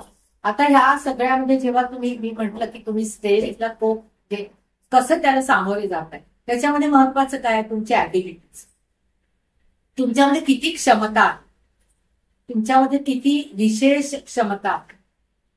आता मी तुम्हाला विचारलं की कोणाकोणाला गाता येतं? मी गाणं म्हणायला सांगणार नाहीये, येत असेल तर हात वर करा. आता बघ, त्या दोघी तिघींनीच हात वर केले की गाता येईल. खरं तर आपण सगळे छान गाणं म्हणू शकतो. ज्यांना बोलता येतं त्या सगळ्या व्यक्तींना गाता येतं. पण आपण आपली ॲबिलिटी कधी टेस्टच करतो. आपण कोरस गाणं म्हणायचं तर आपण मस्त म्हणतो की काय वाईट म्हणत नाही. स्वयंपाक करताना आपण गाणं म्हणतो, आपण छान म्हणतो, आपल्याला आवडतं की नाही. मग आपण आपली तुलना लता मंगेशकर, सुधीर फडके, मोहम्मद यांच्याशी कशाला करायची? मी मागच्या वर्षी मी हे म्हणू शकत नव्हते, यावर्षी मला हे म्हणता येते, मी सुधारलो. आपण गाणं सुद्धा म्हणता येते की नाही हे आपण स्वतःला ऍक्सेप्ट करत. बोलता येणारा प्रत्येक व्यक्ती गाऊ शकतो, उत्तम वक्ता होऊ शकतो. फक्त स्टेजवर बोलायची सवय असली की उत्तम वक्ता व्हायला काहीच प्रॉब्लेम येत. तर ह्या गोष्टी अशा पद्धतीने लक्षात घ्यायला की माझ्यामध्ये काय काय ॲबिलिटीज आहेत. आता आमच्या शास्त्रानुसार म्हणजे आम्ही जर सायंटिफिकली जर त्याचा विचार करायचा म्हणतो तर एक शास्त्रज्ञ आहे, ज्यांची काही सायकोलॉजीचा अभ्यास झाला असेल त्यांना माहिती की स्पिअरमन नावाचा एक शास्त्रज्ञ आहे. त्याने असं सांगितलं की एक स्पेशल ॲबिलिटी म्हणजे एक जनरल ॲबिलिटी आणि अनेक स्पेशल ॲबिलिटी जेव्हा एकत्र येतात तेव्हा बुद्धिमत्ता मोजली जाते. गिलफोर्डनी पण तसंच सांगतात. गिलफोर्डचं पण मॉडेल खूप प्रसिद्ध मॉडेल की अनेक ॲबिलिटी जेव्हा तुमच्यापर्यंत पोहोचतात आणि तुम्ही त्याच्यात जेव्हा एक्सपर्ट व्हायला लागता तेव्हा तुमची बुद्धिमत्तेची क्वालिटी वाढते. आता बुद्धिमत्तेची क्वांटिटी म्हणजे काय आणि क्वालिटी म्हणजे काय हे लक्षात की तुम्हाला आईवडिलांकडनं मिळालेल्या अनुवंशिक घटकांनुसार तुमच्यामध्ये जो बुद्धिमत्तेचा आकडा येतो, नंबर येतो. आम्ही जेव्हा IQ टेस्ट करतो त्यावेळेला पर्सेंटाईल रँक काढतो. तुमचं एज आणि तुमच्या आलेले बरोबर उत्तर याचं स्टॅटिस्टिकल अनालिसिस करून आम्ही पर्सेंटाईल रँक काढतो. ती पर्सेंटाईल रँक म्हणजे काय?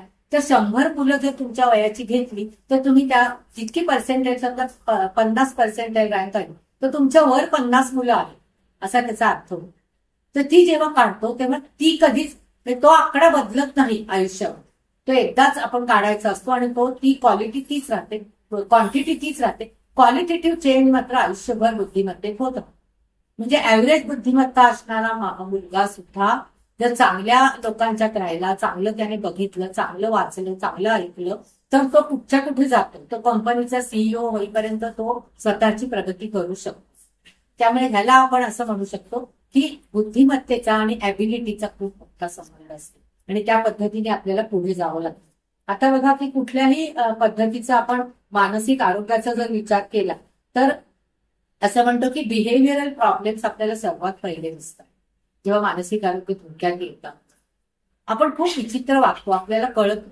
रोज बोलणाऱ्या व्यक्तींशी आपण बोलत नाही. काही काही तर लोक असं कागदावरती पेनने नुसतं स्क्रॅचेस करत बसतात.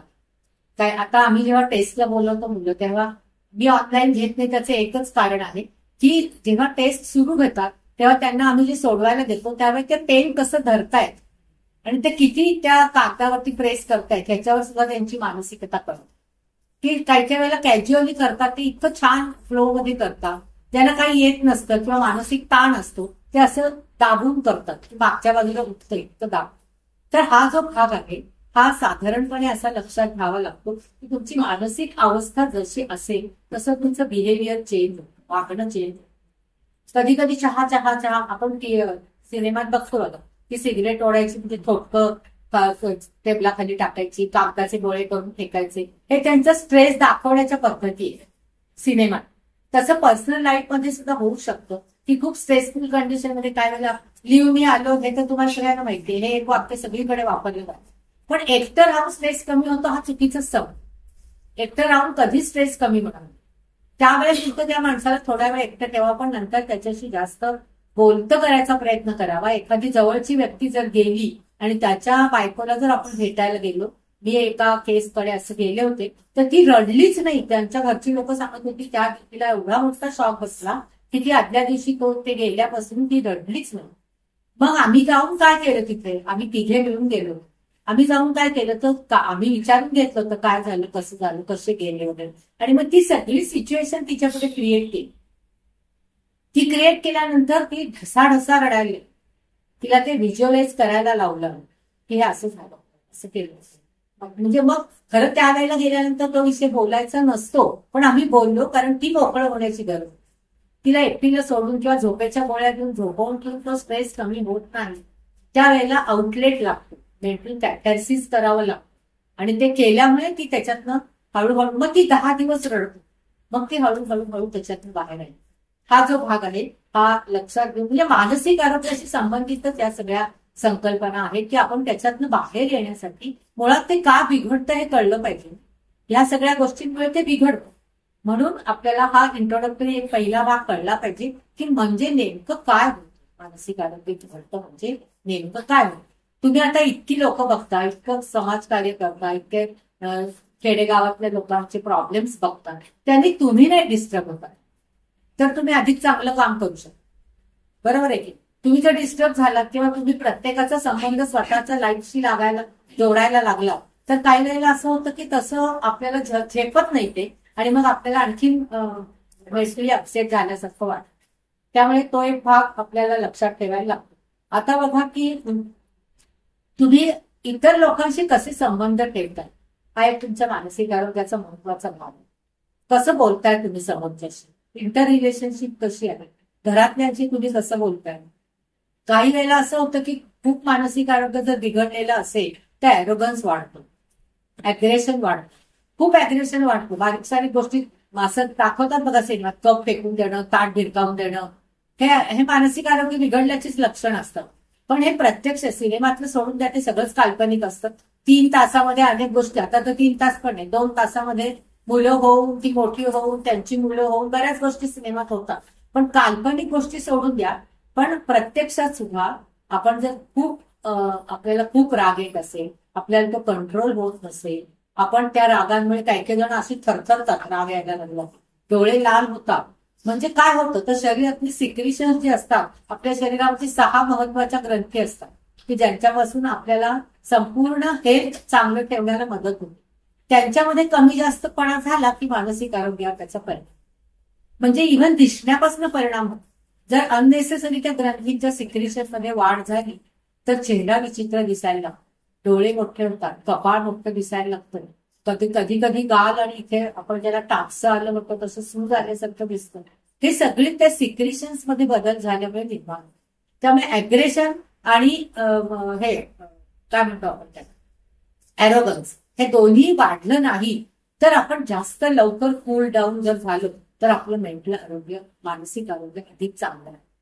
मेंटल हेल्थ ही फार अवघड कन्सेप्ट नाहीये, पण आपण त्याला खूप अवघड केलीये. कारण तुम्ही किती जणांनी मेंटल हॉस्पिटल बघितले, मग तिथे किती हॉरिबल केसेस आहेत. बघितलं तर झोप लागत नाही 8 दिवस, इतक्या हॉरिबल केसेस आहेत. आम्ही दरवर्षी मुलींना, शेवटच्या वर्षाच्या मुलींना ज्यांचं प्रिन्सिपल सायकोलॉजी आहे त्यांना एक व्हिजिट असते मेंटल हॉस्पिटलला, आणि दरवेळेला गेलो की जाताना मोजून मुली बाहेर येताना मोजून घेतो. एखादी राहिली तर गेलीच ती कामाला. इतकी विचित्र अवस्था आहे मेंटल, अतिशय हॉरिबल केसेस आहेत आपली.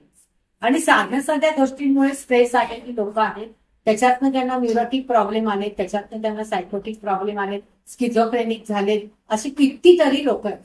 आणि ते सांगतात की ते बरे झाल्यानंतर आम्ही त्यांच्या पेरेंट्सना कळवतो, पण त्यांना न्यायला सुद्धा लोक येत नाही. कारण त्यांना सोशल याचं भीती वाटते. ती लोक म्हणतील की हा मेंटल हॉस्पिटलमधनं आलेला आहे म्हणून लोक न्यायला येत नाही. म्हणजे आपण आपल्या कोशात किती गुंतलोय बघा. आपलं सोशल स्टेटस हे त्याच्यावर अवलंबून ठेवलंय. जसं आपल्याकडे कायम त्यांनी सांगतात की आपला आनंद आणि दुःख हे आपल्यावरती अवलंबून असतं, दुसऱ्यावर अवलंबून ठेवायचं नाही.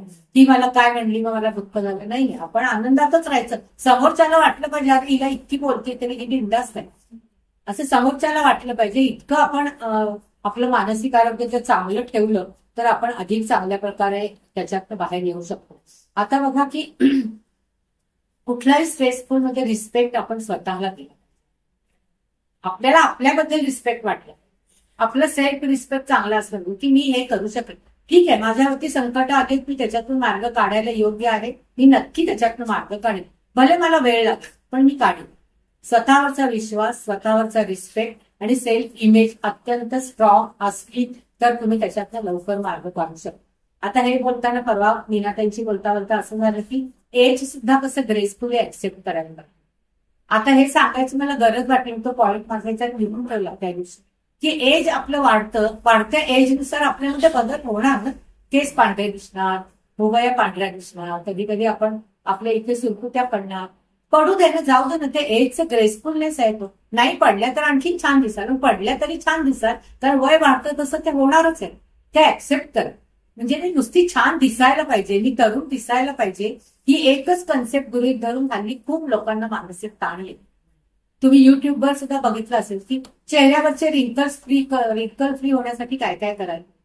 कशासाठी, जाऊ दे ना, नाही जमलं तर नाही झाल्या रिंकल फ्री चेहरा तर दिसू दे ना, आपलं वय आहे म्हणून दिसतोय. पण आपण ते ग्रेसफुली वय ऍक्सेप्ट करता आलं पाहिजे. आणि त्या ग्रेसफुल ऍक्सेप्ट करण्यामध्ये वाढत्या वयानुसार नुसतं दिसणं चांगलं असण्यापेक्षा सुद्धा मॅच्युरिटी लेव्हल आपली वयानुसार वाढली पाहिजे. आपल्याला विचार करण्याच्या पद्धतीत बदल झाला पाहिजे. मॅच्युरिटी लेव्हलमध्ये इतका फरक पडतो, तो पडला पाहिजे, तरच आपण समोरच्याचा पण विचार अधिक पॉझिटिव्हली करू शकतो. त्यामुळे हाही एक अत्यंत महत्वाचा भाग आहे मानसिक आरोग्यातला, की आपण एजनुसार स्वतःला ऍक्सेप्ट करायला शिकलं पाहिजे. माझं एज एवढं आहे, मी ही अशी असणार आहे, माझ्या विचार थॉट प्रोसेसमध्ये एजनुसार काय काय फरक पडला, तो पडणं गरजेचं आहे. आणि तो जर पडला नसेल तर ती मॅच्युरिटी लेव्हल आपण संपादन करायला पाहिजे. तर ती करतोय का आपण, ते एक बघा. आता म्हणून मी तो मुद्दाम त्या दिवशी आम्ही बोलता विषय झाला तर मी लिहून ठेवलं. म्हटलं हे खूप महत्वाचं आहे, माझ्या डोक्यात आला नव्हता हा मुद्दा, की एज ऍक्सेप्ट करायला शिकलं. ठीक आहे, म्हणजे आता आपण आर्टिफिशियल बऱ्याच गोष्टी करतो, त्यामुळे एज पटकन कळत नाही, पण ते करून सुद्धा जर कळले तर कळू दे, त्याच्यात फार वाईट वाटण्याचं काही कारण नाही. ठीक आहे, एजनुसार, पण सारखं पण नाही म्हणायचं आता मी म्हातारी झाली असं सारखंही म्हणण्यात काही अर्थ नाही. कारण आपण म्हणायचं नाही, एज वाढत राहतं. जसं आपण ग्रोथ आणि डेव्हलपमेंट म्हणतो तशी ग्रोथ व्हायला आपल्याला काही प्रयत्न करावे लागत, ती ऑटोमॅटिक होते. तुम्हाला एका खोलीमध्ये 10 वर्ष कोंडून ठेवलं तरी 10 वर्षांनी तुम्ही ग्रो होता. आपल्याला त्याच्यासाठी काही प्रयत्न करावे लागत, पण डेव्हलपमेंट आपल्या हातात असते. ती ग्रोथ आणि डेव्हलपमेंटमध्ये डेव्हलपमेंटसाठी आपल्याला प्रयत्न करायचा असतो, की मला मिळालेले सगळे गुण, सगळे घटक हे मी कसे डेव्हलप करते, हे आपल्याला गरजेचं असतं. म्हणून ग्रोथ आणि डेव्हलपमेंटच्या दृष्टिकोनातून मानसिक आरोग्य जर चांगलं राहिलं असेल आपलं, तर आपण ह्या गोष्टी करू शकतो. त्याच्यानंतरचा भाग असा आहे की आपलं स्वतःचं स्टेटस ऑफ मेंटल वेलबिंग काय आहे. तुम्ही स्वतः विचार करा की मी कसा आहे मनाने. आता तुम्हाला मी इतक्या गोष्टी बोलले मानसिक आरोग्याबद्दल, तर मी कसं आहे, माझं वेलबिंग आहे का मानसिक दृष्ट्या. मी उगाच चिडतो का, मी उगाच बोलतो का, समोरच्याचा दोष नसताना बोलतो का, मी उगाच कारण नसताना एखाद्या राग काढतो का, समोरच्याचा कधीच विचार करत नाही का. माझं स्वतःचं मानसिक वेलबिंग कसं आहे याचा थोडासा विचार करा आणि मग तुम्हाला कळेल की कशा प्रकारच्या काय कपॅसिटी आहे आपली त्या मानसिक आरोग्य चांगले राहण्यासाठी. आपण किती कपॅसिटीने काम करू शकतो ते लक्षात घ्या, की आपल्याला खूप गोष्टी करायच्या असतात, पण आपण त्या करतो का, आणि त्या करायला लागलो तर आपण त्याच्यात सॅटिस्फाईड होतो का. कारण तुम्ही जेव्हा सॅटिस्फाईड व्हाल तेव्हाच तुम्ही अधिक उत्साहाने पुढच्या गोष्टी करा. तर आपण एखादं साधं, बायकांच्या बाबतीत येतं असं, एखादं साधं काहीतरी नवीन करायचं, इडली सांबार करायचं असलं साधं, तरी इडलीचं पीठ फुगलं नाही की आपण सॅटिस्फाईड होत नाही. काय माहित आता कसं होतंय, वाटतं की नाही, मला वाटतं असं. तर ते सुद्धा म्हणजे आपण जे करतोय ना त्याला जर रिस्पेक्ट दिला स्वयंपाकाला सुद्धा, तर त्याच्यात सुद्धा आपल्याला सॅटिस्फॅक्शन मिळेल की अरे हो मला हवं तसं झालं बरं. आणि मग ते सुद्धा आपल्याला मेंटल वेलबिंगला खूप उपयुक्त असतं. जसं आम्ही म्हणतो की मी नेहमीच हे उदाहरण देते, म्हणजे की आम्ही त्याला लाईम ज्यूस असंच म्हणतो, त्याचं उदाहरणच लाईम ज्यूस असेल. तर समजा मी तुमच्यापैकी 3 लोक सिलेक्ट केली आणि तिघांना समान प्रमाणामध्ये लिंबाचा रस, साखर, पाणी आणि मीठ मी एकसारखं सगळ्यांना दिलं आणि सांगितलं सरबत कर. तुम्हाला फक्त चमच्याने हलवायचंय सरबत, बाकी काही नाही, सगळं घालून दिलं, तरीही 4 ग्लास मध्ये सरबताची चव वेगळी असते. ती का असते. मी जर सगळं प्रमाण एकसारखं दिलं तर ती का असते, तर मी मगाशी म्हणलं तसं की त्याच्यात आपल्या भावनांचं प्रोजेक्शन असतं. म्हणून पूर्वीच्या काळी असं होतं बघा की स्वयंपाक, आमच्याकडे आमच्या आजी वगैरे म्हणायची स्वयंपाकाला बाई नाही ठेवायची, बाकी तुम्ही सगळ्या कामांना बाई ठेवा, कारण ती तिचे सगळे सुख दुःख घेऊन येणार, तिथे स्वयंपाक करणार. पूर्वीच्या लोकांचं असं होतं. आता काळ बदललाय तसं आपल्याला बदलावं लागतं. आता कारण त्या नोकऱ्या करत नव्हत्या, त्यांना ते झेपत होतं, पण तरी सुद्धा ते सुद्धा लक्षात घेण्यासारखी गोष्ट आहे की आपल्याला कोण खायला घालतंय याच्यावर आपली मानसिकता तयार होते. म्हणून बाहेरचं खाण्याची सवय असेल तर ती थोडी करू. आपण म्हणतो की फास्ट फूड खाऊ नका, की हे फार धाडसाचं विधान करते, कधीतरी खा असं म्हणेन. पण हो, म्हणजे त्याच्याबरोबर आपलं सात्विक आहार पण गेला पाहिजे, कारण आहाराचा संबंध आपल्या थॉट प्रोसेसशी असतो. जसं आपण सत्व रज तम म्हणतो, विवेकानंदांची great Indian concept of personality आहे की तुम्ही कोश आहेत 5 बघा, प्राणमय, मनोमय, अन्नमय, विज्ञानमय आणि आनंदमय. 5 कोश आहेत की इतकी सुंदर कन्सेप्ट त्यांनी समजावून दिली आहे की तुम्ही काय खाता. आपण पूर्वी सत्व रज तम म्हणायचं की सात्विक आहार आपला जो आहे म्हणजे वरण भात, भाजी पोळी, चटणी, कोशिंबीर, लिंबू, तूप, लिंबू, वरण भात, हे आपलं सात्विक चौरस आहार म्हणतो तसा आहे. एकदा तरी तो मुलांच्या पोटात गेला त्याने आपली मानसिकता बदलायला खूप मदत होते. पूर्वी असं होतं, आता आपण काही बोलू नाही शकत कारण आता 80% लोक नॉनव्हेज खातात. काही आमच्यासारखे थोडे असतील, 20% ते नसतील खात. पण आम्ही असं म्हणत नाही की ती सगळीच लोक वाईट आहेत, पण त्याचं प्रमाण ठरवा आणि त्याच्यापेक्षा आपलं सात्विक आहाराचं प्रमाण जर जास्त असेल तर आपली मानसिकता वेगळी होईल. प्रोजेक्शन मनाचं जे असतं ते आपल्या खाण्याच्या इन्ग्रेडियंट्सवर खूप अवलंबून असतं. आपण काय खातो, सात्विक, राजस आणि तामस असं पूर्वी असायचं. राजस खाणं म्हणजे आपलं दूध प्या, तुम्ही नंतर बदाम, खारीक, ड्रायफ्रुट्स खा, फळं खा चांगली चांगली, त्याला राजस खाणं म्हणायचं. की पूर्वी बदामाचा शिरा म्हणजे इतका महत्वाचा मानला जायचा, आता त्यालाही काही फार महत्व नाही, बिंदास करतात लोक, खातात. पण त्याचा वृत्तीवर किती परिणाम होतोय हे पण बघायला पाहिजे. तुम्ही मुगाचा शिरा बाहेर जाऊन खाणं आणि मुगाचा शिरा घरी करून खाणं तुम्हाला चवीत फरक जाणवला पाहिजे आणि तो जाणवतो.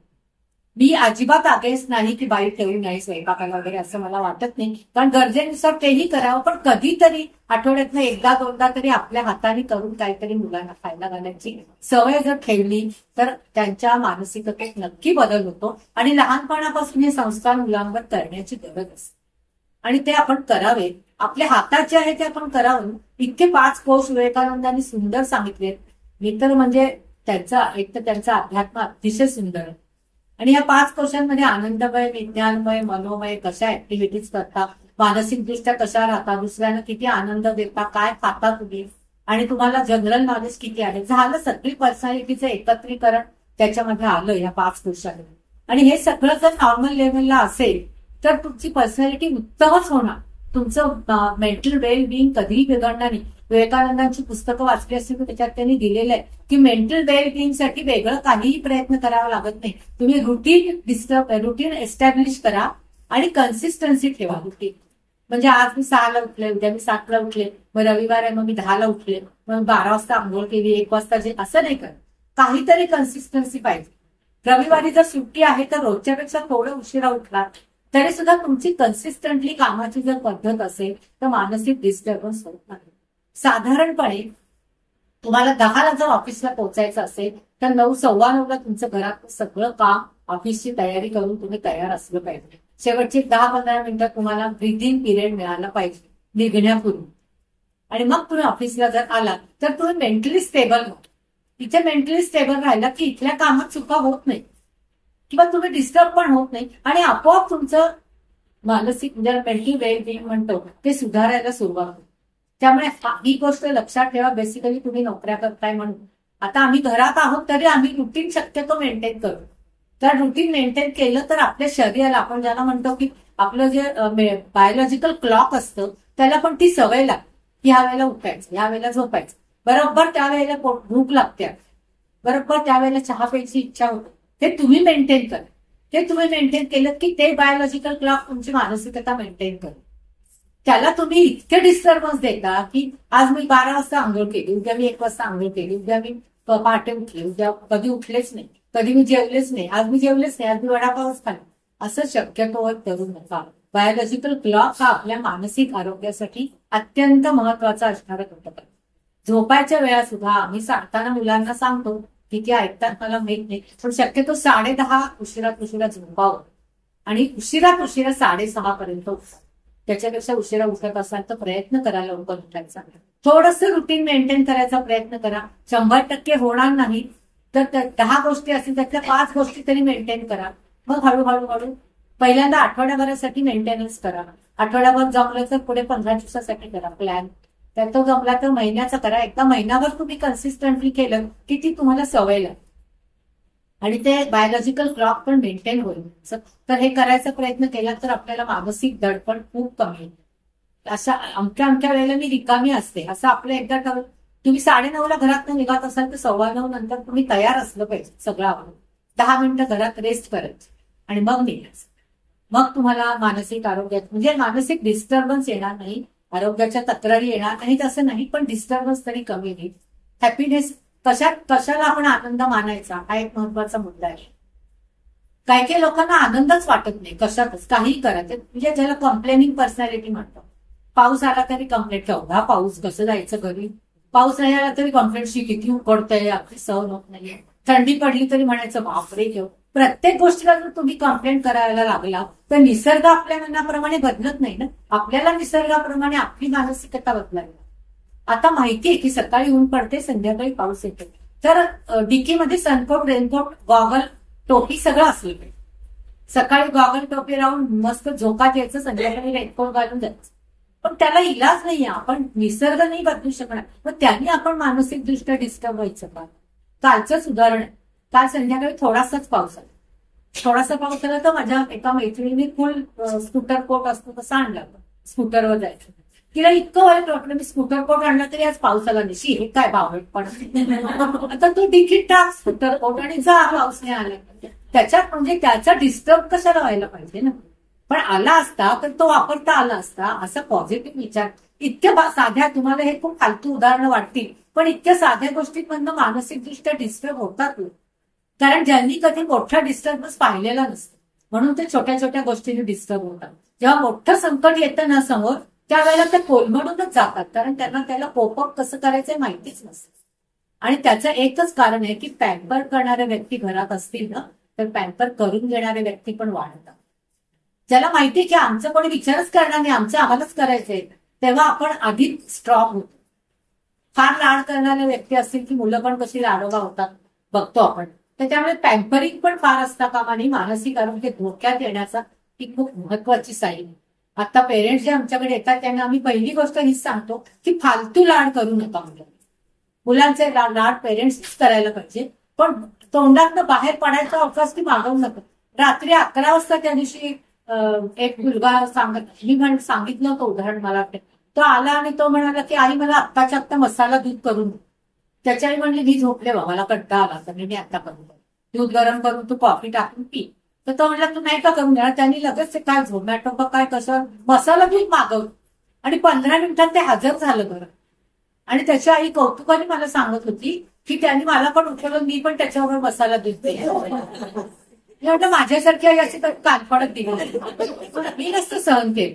म्हणजे हे पॅम्पर करणंच आहे ना. एवढं सांगायला नको 11 वाजता रात्री मी तुला दूध दिलं नाही तर तू बाहेरून मागवलंच, म्हणजे तुला माझी गरजच नाहीये.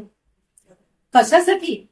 कॉफी टाकून दूध प्यायला काय लागतं, कपडे बदलेपर्यंत दूध गरम होते, कॉफी टाकली की प्यायचे. एक दिवस मसाला दूधच का पाहिजे.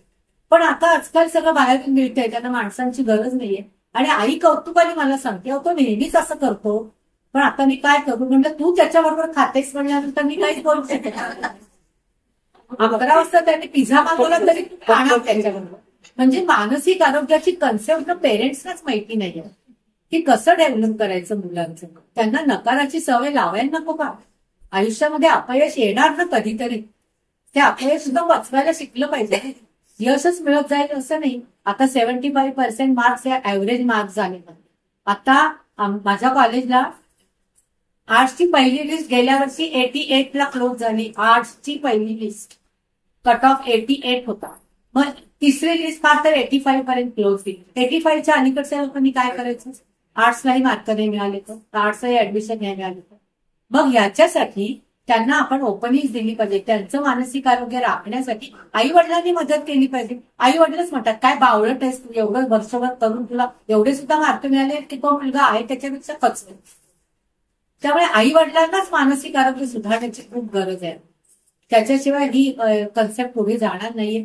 तर मला असं वाटतंय की मी मानसिक आरोग्याची कन्सेप्ट तुम्हाला व्यवस्थित समजावून दिली आहे. आता ह्याच्यामध्ये एकच गोष्ट महत्वाची आहे की आपला अप्रोच कसा बदलायचा.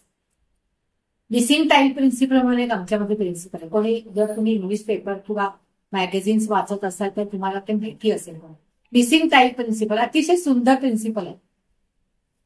त्याच्यामध्ये काय असतं, समजा आता आपण हा हॉल आहे, हे एक आपलं सुंदर 5 स्टार हॉटेलचा हॉल आहे असं समजूया. तुम्ही सगळे बाहेर आहात, मी तुम्हाला सगळ्यांना इन्व्हाइट केले की आमच्या इथे 5 स्टार हॉटेलच्या हॉलमध्ये एक मोठी पार्टी आम्ही अरेंज केली आणि तुम्हाला इन्व्हाइट केलं. आम्ही ऑर्गनायझर्स आहोत, आम्ही ऑर्गनाईज केलंय सगळं. आणि माझ्यासारखी एक व्यक्ती अशी आहे की इथे सगळं छान शो ऑफ केलाय, छान टाईम झाला, तर त्यातली एक टाईम मी मुद्दामून लावलेली नाही, ती रिकामच ठेवली जात. ते असे तिथे थोडं फक्त भिंतीचा रंग दिसतो.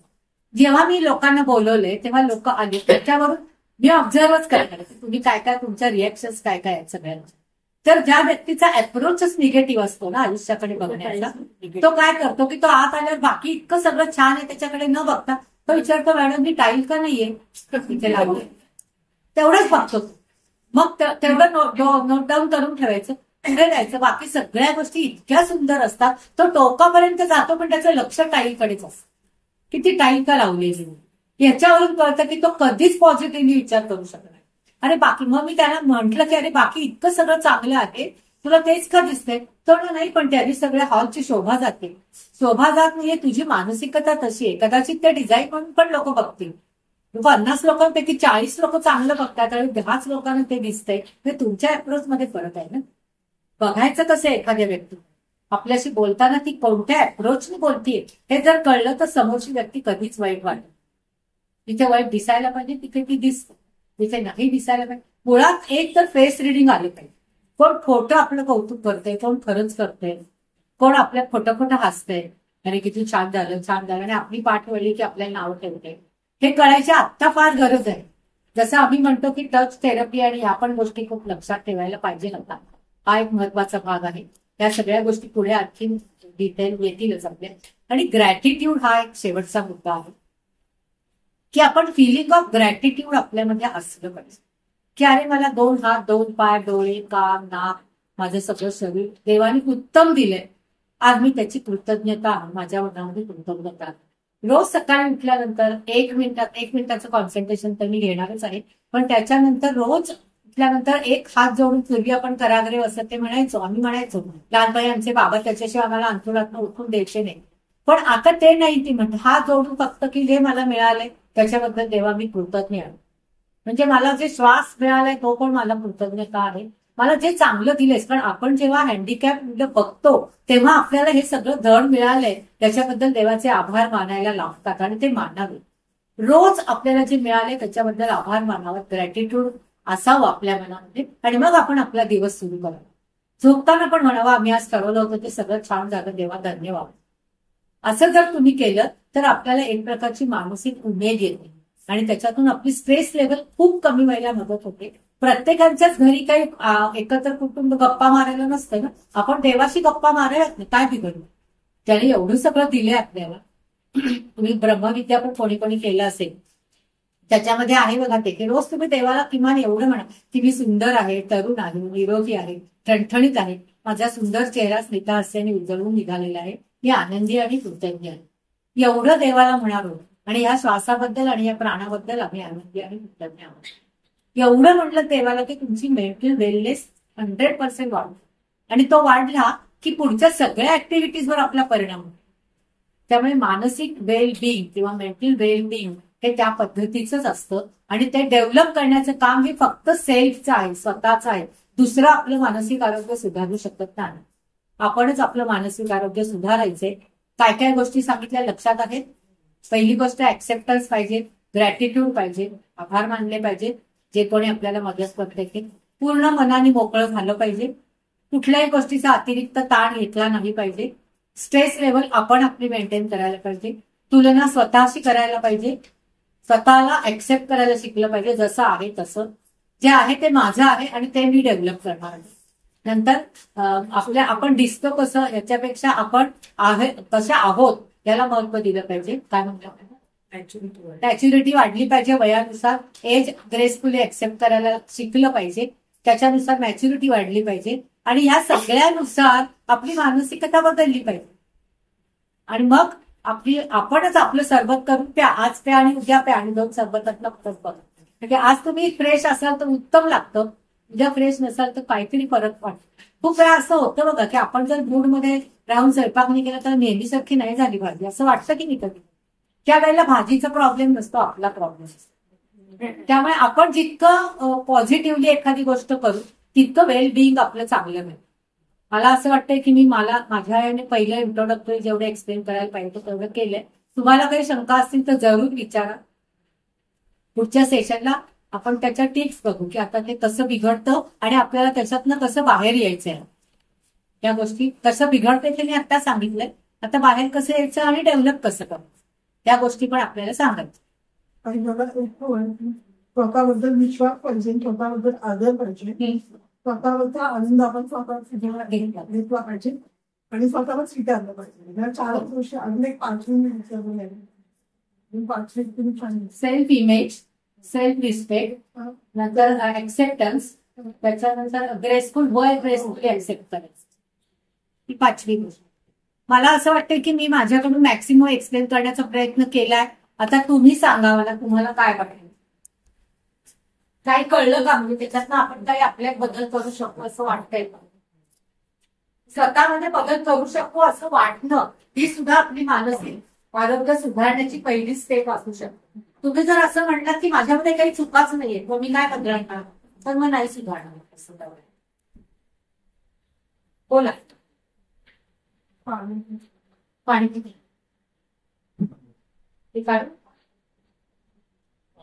त्यांचा आवाज नाही येणार. हा, त्यांचे प्रश्न असतील.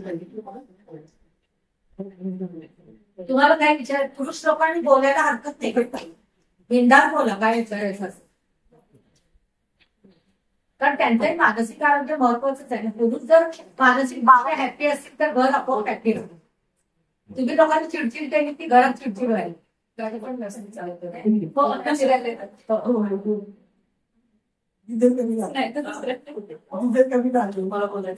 बोलत नाहीत ना, खूप बोलत नाही, बोलच नाही विचारायचं तर इतका बरोबर करतात. तू अपॉनिस्ट तुला नाही, आता मला माहिती आहे ना, कोणी आता पहिल्यांदाच इथे कोणतं येते पण तुम्ही लोक नाही बघितले. वर्तमान बातम्या असल्यानं खूप अस्वस्थता आणि चिडचिड होते आणि एक हतबल वाटते की आपण काही करू शकत नाही म्हणून, आणि त्याचा एक ताण येत असतो. म्हणजे आपण काही करू शकत नाही तर करत असते की कुठेतरी अशी घटना घडली, तो ताण वेळेस मनात राहून जातो आणि मग त्याच्याशी खूप असं ओव्हर रिॲक्ट केलं जातं. म्हणजे खूप सांगता शिवाय देणं, पण आपल्याशी संबंधित बातमी नसेल तर सोडून द्यायला पण आलं पाहिजे. तशा कितीतरी बातम्या असतात, ते रोज असतात, इथे स्फोट झाला, इकडे ऍक्सिडेंट झाला, सगळं आपण मनात घेत बसतो तर मग आपल्याला अवघडच होईल. आपल्याला पेपर वाचायचं सोडून द्यायचं, माहितीसाठी वाचायचं. म्हणजे बलात्कार करणारी जी लोक असतात ना ती मानसिक दृष्ट्या विकृतच असतात, त्यांना ती विकृतीच असते. पण अशा गोष्टी पण म्हणजे मनात आणून त्याचं सतत विचार करत आणणं, कोणतरी नैराश्य येणं, त्या समाजात वावरतो. मग ते सगळं ना तुम्हाला स्वतःलाच हँडल करायला पाहिजे. वाचू नका, हा म्हणजे वाचून लेट गो करता आलं आणि वाचू नका म्हणून चालणार नाही, आणि वाचलं तर ते मनाने पण चालणार नाही. अशा तर भाऊ जाऊन निगेटिव्ह बातम्या जास्त असतात. सिस्टर शिवानी तर नेहमी सांगते ना, पेपर वाचूच नका, जेवताना खाताना. मला तर स्वतः खातानाच वाचायचं तर म्हणते ना, वाचूच नका पेपर. हो, निगेटिव्ह असतात.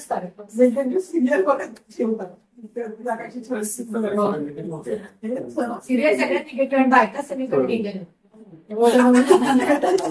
बायकाच मी लोक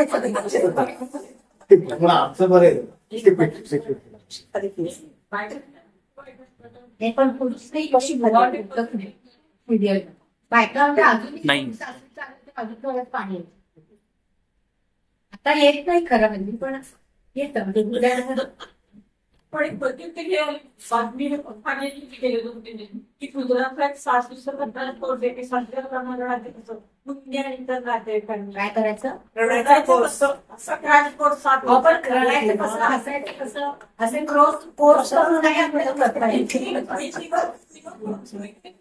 कोर्स करायचं. आणि नातेवाईकांनी रडायचं कसं? इमोशनल सेटमेंट होती. नाही, पण ते काय रडायचं ना. आपल्या अभिरुचित पायांनी सगळ्यांना काही प्रश्न असतील तर विचारा ना.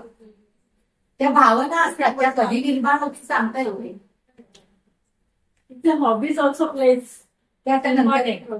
नंतर येणार. सुधारायचं कसं मानसिक आरोग्य त्यावेळेला साहेब पुष्कळ आहे ना बोलतात. हो ना, म्हणजे मला डायग्राम करायचं. नाही, मी शिबिरात सांगितलं ना, ते उदाहरण येत आता एकच विचारायचं होतं. एकटा व्यक्ती राहतो तो कसा काय करायचा, कसा काय म्हणजे कशाच्या बाबतीत सर्व मानसिक आरोग्याच्या मग मी आता काय सांगू. सिंगल हो ना, एकटी व्यक्ती राहणारी असते ती देवाशी गप्पा मारावी, स्वतःशी बोलावं. स्वतःशी बोलावं. आपली आवडती व्यक्ती असेल आपल्या समोर तिच्याशी बोलावं. कारण ही जी समस्या आहे ना ती आपण कुणाला घरात राहायला आणून सोडवू नाही शकत, उलट वाढते. आपण आपल्या पद्धतीने राहिलो तर आपण ते जास्त चांगलं मॅनेज करू. तर तो प्रॉब्लेम आहेच ना, बऱ्याच वेळेला येतो तो प्रॉब्लेम. जोडणं पण आली पाहिजे ना. ते आता पुढच्या वेळेस येते आपण. मी माझं एक उदाहरण सिनेमामध्ये कायम सांगायचो. ते जास्तीत जास्त मी सरळ शिकवतो. पुणे विद्यापीठामध्ये शिवाजी महाराजांचा पुतळा आहे आणि चारी बाजूला चाकाची नोंद आहे. 2 नगरच्या मध्ये उभा राहायचो आणि सगळे डायलॉग शिवाजी सगळे जे का बोलायचं शिवाजी शिवाजीशी बोलत झालो काय बिघडलं? बोलत होतो. अजून घरात एखादा पुतळा आणून ठेवा छोटा, शिवाजी असेल सरस्वती असेल. लोक जेवढे की बोलतोय बोलायला पाहिजे. एकटा असून फोनही करू. 4 माणसं असली तरी माणूस एकटाच बोललोच नाही. हो की नाही? घरात अगदी घर भरलेलं असलं तरी असलेले एकटेपणा सांगू शकतो आपण. आपले चॅप्टर आणखी वेगळं आहे. चॅप्टर आणखी वेगळं आहे. तो आणखीनच वेगळं.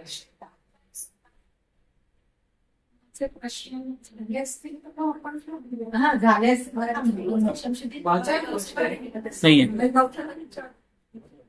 टाळा प्रश्न टाळा. म्हणजे गेली 3 वर्ष आम्ही कम्युनिटी काम करतो एल्डरली सेंटर्सवर. तर आम्ही तुम्ही जसे काही कन्सेप्ट सांगितले त्या 2 कन्सेप्ट आम्ही पण काम करतो की एजिंग इन ग्रेस आणि फ्रेंडली एजिंग आणि एजिंग इन प्लेस. कारण आपण काय असं वृद्धाश्रम वगैरे नाही, कम्युनिटीमध्ये एल्डरली काम करतो. पण आमचा जो एक्सपिरियन्स आहे ना ती महिलेच्या आयुष्यातनं तिचा पुरुष निघून गेल्यानंतर त्या महिलेमध्ये एकटेपणा आणि नैराश्य जास्त येतं. याचं कारण असं की महिलेची लाईफस्टाईल खूप सारी त्या पुरुषासोबत जोडली गेलेली असते. तो कामाला जाणार, कामावर नाही येणार असे. तर ज्यावेळी आपण त्या महिलांना कितीही पद्धतीने काउन्सिलिंग करायचा प्रयत्न करतो, म्हणजे तुम्ही जसं सांगितलं आपण वेगवेगळ्या लोकांसोबत, पण शेवटी त्या एक व्यक्तीची कमी ते शब्द पुरी करू शकत नाही. मग अशा वेळी आपण त्या लोकांसोबत कशासाठी करायचं. मग त्यांनाच ही कन्सेप्ट की तुम्ही स्वतःला कसं ऍक्सेप्ट करा. आता जी गोष्ट घडणार नाहीये त्याच्या बाबतीत विचार करण्यापेक्षा जे आहे आपल्याकडे त्याच्यावर फोकस करून पुढे जायचा प्रयत्न करा. आपण त्याच्यात दुसरं काही सोल्युशन काढू शकणार नाही. बाकी वयाने लहान असेल तर ती दुसरं लग्न करू शकते, पण वयाने मोठी असेल तर ती ते पण करू शकत नाही. मग आपण तिला ते समजावून सांगायला पाहिजे. वेगळ्या पद्धतीने तिची मेंटल वेलबिंग आपण डेव्हलप केलं. आणि खरं सांगायचं तर एखाद्या स्त्रीचा नवरा गेल्यानंतर जेवढा एकटेपणा येतो त्याच्यापेक्षा जास्त एखाद्या पुरुषाची बायको गेल्यावर. कारण बायका खूप ठिकाणी ऍडजस्ट करू शकतात, पुरुष करू शकत नाही. त्यांचा पेशन्स आणि त्यांचा स्टॅमिना दोन्ही बायकांचा जास्त असतो नॅचरल. पुरुष पटकन व्यसनाला धीन होतो, पटकन दारू प्यायला लागतो, सिगरेट प्यायला लागतो, वेळ वागायला लागतो. तसं बायकांचं होत नाही. त्यावेळेला विविध आघाड्यांवर एकट्या स्वतःला प्रूव्ह करू शकतात. तसं तिला समजावून सांगायचं. असं कोणी असेल तर मग सांगा, मी पण सांगू शकते काही गोष्टी. माझ्या जनरेशनचा हा प्रश्न आहे की आम्ही आता सोशल मीडियावरती जास्त ऍक्टिव्ह. मग आपलं माइंड एवढ्या इन्फॉर्मेशनसाठी बनलेलंच नाही जेवढे इन्फॉर्मेशनची बंबार्डिंग आपल्यावरती होते. सोशल मीडिया असेल, ब्रॉडकास्ट असेल, युट्यूब असेल. तर कधी कधी या सगळ्या इन्फॉर्मेशन पासून पण आयसोलेट राहणं गरजेचं आहे. कारण आपला मेंदू एवढ्या इन्फॉर्मेशन घेण्यासाठी बनलेलाच नाही, पण तेवढ्या इन्फॉर्मेशन आपल्याकडे येतात वेगवेगळ्या कारणांमधून. तर ह्याच्यामधनं आयसोलेट कसं राहावं, म्हणजे मी माझा पर्सनल एक्सपिरियन्स पण सांगतो. मी मागच्या 2 महिन्याखाली 1 महिना सुट्टी घेतली, पूर्ण 1 महिना ऑफिस करणार. मी 10 दिवसांची विपश्यना केली, त्याच्यानंतर गावी गेलो, आई वडिलांसोबत राहिलो. तर मी 1 महिना ठरवून आयसोलेट राहिल्यामुळे मला ते थोडं ओव्हरकम करायला सोपं गेलं. पण ऍज अ प्रोफेशनल आपल्याला काही प्रत्येक वेळी तसं मिळणार नाही. तरी आयसोलेशन मध्ये पण कसं जाता आलं पाहिजे. नाही, आता स्क्रीन टाइम आपणच कमी करायचं, एकदम नाही होत तो कमी, पण आपण त्याच्या व्यतिरिक्त बाकी स्क्रीनवर अजिबात यायचं. आणि आपण त्याचं किती आपल्याला आत्ता गरजेचं आहे तेवढंच माहितीचा विचार करायचा. सगळी माहिती जरी मिळाली तरी सगळ्याचा विचार करायचा ना. आत्ताच्या कामाला मला काय गरजेचं आहे ती माहिती इनपुट मिळत राहते ना आपल्याला सगळ्याचा विचार. कारण तुम्ही म्हणताय तसं की ब्रेनची कपॅसिटी इतकी नसतेच की इतकं सगळं एकदम बंबार्डिंग झाल्यानंतर ते ऍक्सेप्ट करायचं आणि ते वापरायचं.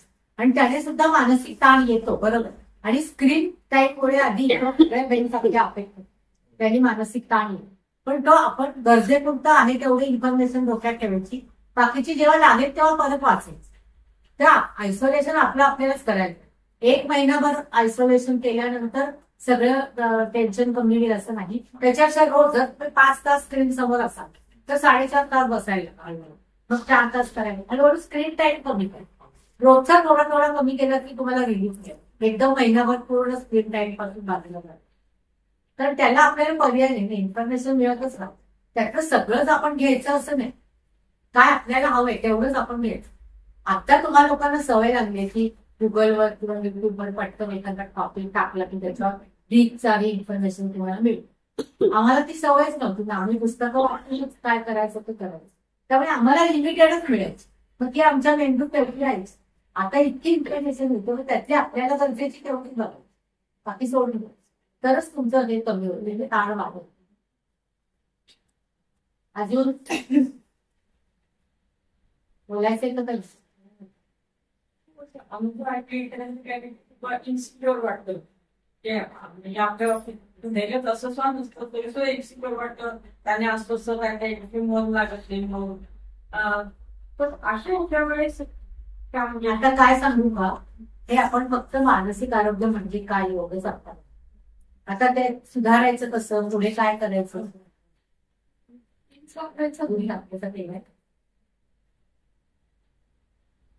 मग हे सगळं आता आपण पुढच्या एकेका सेशन मध्ये बघू. तेव्हा स्क्रीन टाइम कमी करणं पण दिलंय नाही. तर या पुढच्या गोष्टी आहेत ना त्या आता पुढच्या सेशनला होईल. म्हणजे त्याच्या टिप्स सगळ्या देणार आहे कसं कसं पाहिजे. फक्त तुम्हाला एकूण हा असा खूप वेगळा विषय आणि तुम्ही हा पहिल्यांदाच ऐकलाय, तर तुम्हाला कसा वाटला एवढं तरी मला किमान सांग. छान वाटलं, एकदम खूपच छान होतं. काही आणि सगळं अवघड पहिले जाणवलं. हो, त्याच श्रेय मीनाताईंना आणि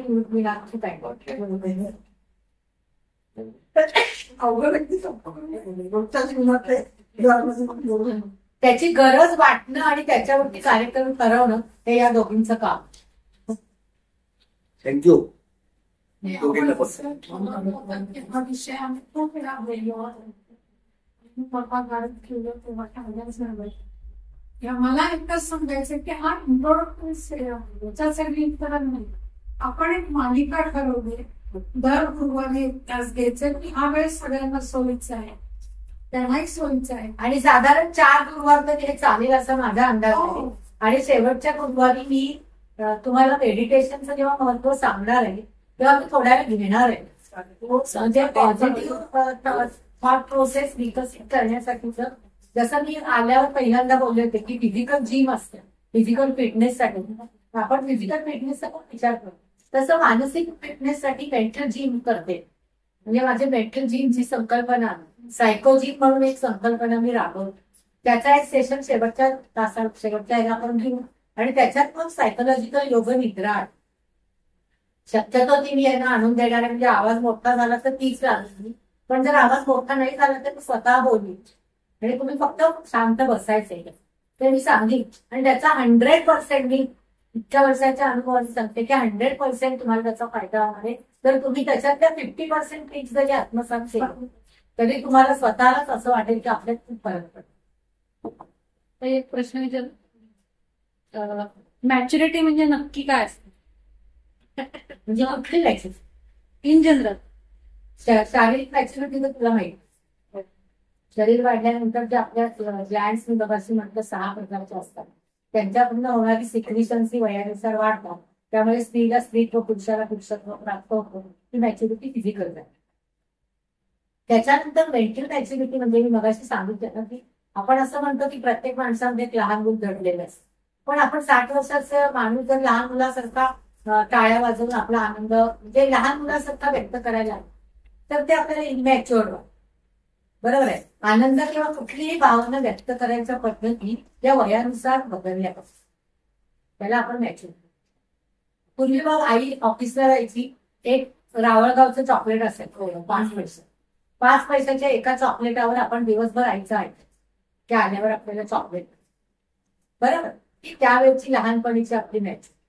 आता तुम्ही मोठी 50 रुपयाची कॅडबरी देतो म्हणलं तरी मुलं शांत असतात. कारण त्यांचं परिस्थिती बदलली, त्यांचे बक्षीस मिळायचे पॅटर्न बदलले आणि प्रत्येक गोष्ट त्यांना इन काइंड लागते.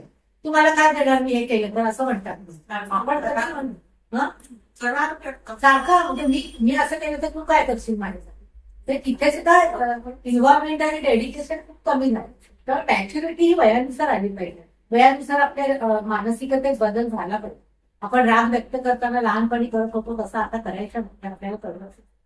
भांडी आपटायची नाही, भांड्यांवर राग काढायचा नाही, ते आपल्याला हळूहळू वयानुसार कळलं पाहिजे. मॅच्युरिटी ही इमोशनल मॅच्युरिटी. ती शारीरिक जे असते ना की आपण प्रयत्न केला नाही तरी येते. पण याच्यासाठी आपल्याला प्रयत्न नाही. एखादं म्हातारं माणूस जर वेड्यासारखं ॲरोगंटली बोलायला लागलं तर काही वेळा आपण पण कशी मी काय लहान मुलीसारखी वागले असं आपल्याला कधीतरी वाटतं की म्हणजे आपण मॅच्युरिटीने वागलो नाही. असा त्याचा खूप बारकावा आहे त्याच्यात सांगायचं म्हणजे तर फक्त मॅच्युरिटीवर सुद्धा 1 तासाचं लेक्चर लहानपणी ऑफिसमध्ये मार्क्स झाले की आपण स्वतःशी बदलतो. दुसऱ्या टॉम असतं तर आपण म्हणतो मी माझ्याशी बोलतो मॅच्युरिटी. तर वाद होणार प्रत्येक संस्थेमध्ये होतात, सगळीकडे वाद होतात, सगळीकडे पॉलिटिक्स असतं. पण आपण त्याला फेस कसं करायचं हे आपल्या मॅच्युरिटीवर अवलंबून. राग व्यक्त करणं मोठ्या वयाच्या माणसाला आपण शकत नाही. जरी चुकीचं वाटतं आपल्याविषयी अन्याय करायचं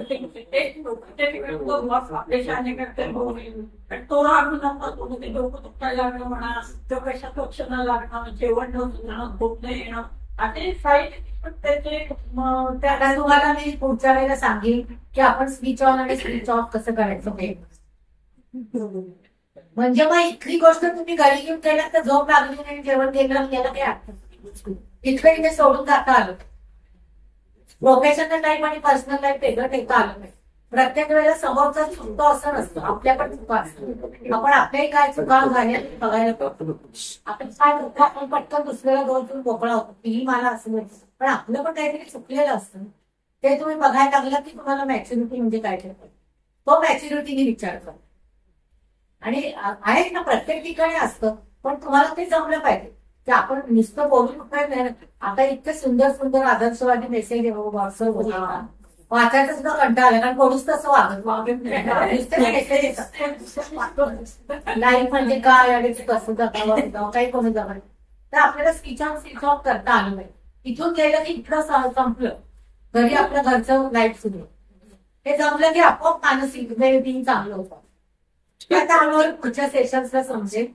तुमचे आत्ताच्या सेशन्सचे जे प्रश्न असतील ते तुम्हाला आता आठवले नाही तर तुम्ही घरी गेल्यावर आठवलं तर लिहून ठेवा. ते पुढच्या गुरुवारी आल्यावर विचारले तरी चालेल. किंवा ते व्हॉट्सअपवर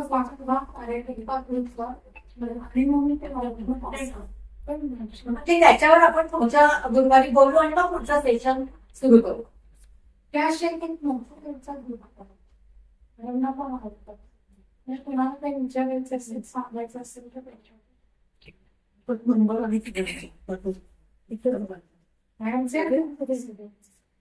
तर मला फक्त तुम्ही कुठे कुठे काम करता आणि नावं सांगा मला काहीच नाही बसच सांग.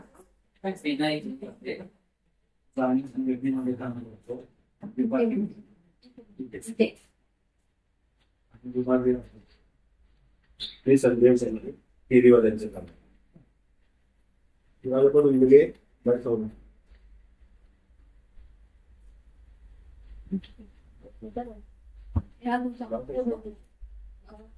हो. आणि नेहा अकाउंट सेक्शन मध्ये काम करते म्हणजे इथेच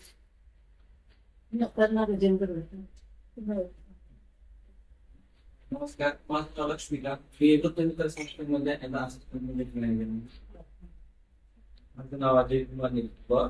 एक वैश्विक विकास संस्थेमध्ये क्लस्टर कोऑर्डिनेटर. बिल्डिंग जवळ केंद्र करण्याचं काम करतो. त्याचं टाकते ती लिहिते आणि ट्रेनिंग देणं आणि कशाचे राहून बीपी ही सोशल सोशल.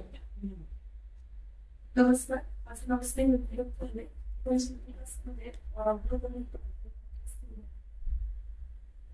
नमस्कार, मी संगीता आहे.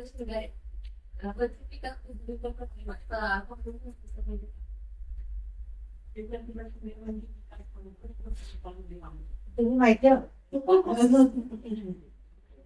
मी राधिका राजगी.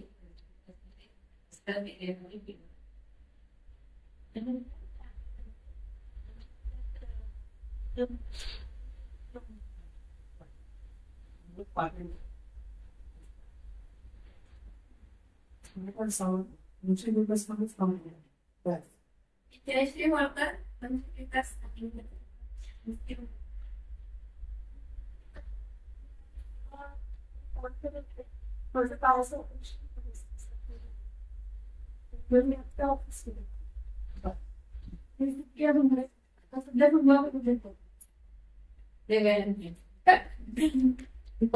माहिती चैत्र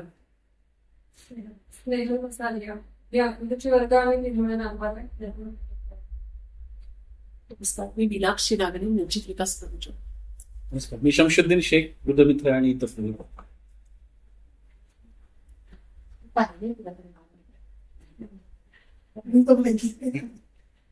ठीक आहे. मी प्रयत्न तर करणार आहे तुम्हाला जास्तीत जास्त ज्ञान म्हणजे मला जी माहिती आहे ती द्यायची, जेणेकरून तुम्ही इतकं चांगलं काम करताय तर तुम्ही स्वतः मेंटली स्ट्रॉंग राहिले पाहिजे शेवटपर्यंत. यासाठी प्रयत्न करणार आहे. तुम्ही जास्तीत जास्त गोष्टी इम्प्लिमेंट करायचा प्रयत्न करा. तुम्हाला नक्की याचा फायदा होईल अशी मला खात्री वाटते. मला मी याचा उपयोग करावा अशी इच्छा आहे.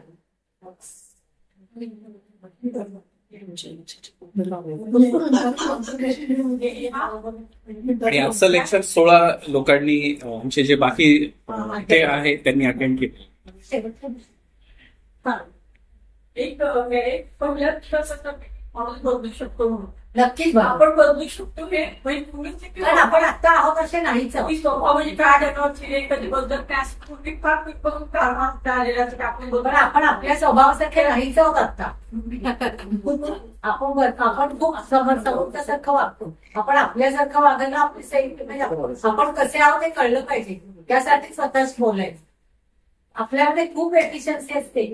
खूप काय काय आहे आपल्यामध्ये आपल्याला कळत नाही. आता पुढच्या सेशनला आलं की स्वतःच एक्सरसाइज ठीक आहे. ओके. मीनाताई, मीनाक्षीताई आणि सगळ्या वंचित विकासचे सदस्य कार्यकर्त्यांना धन्यवाद.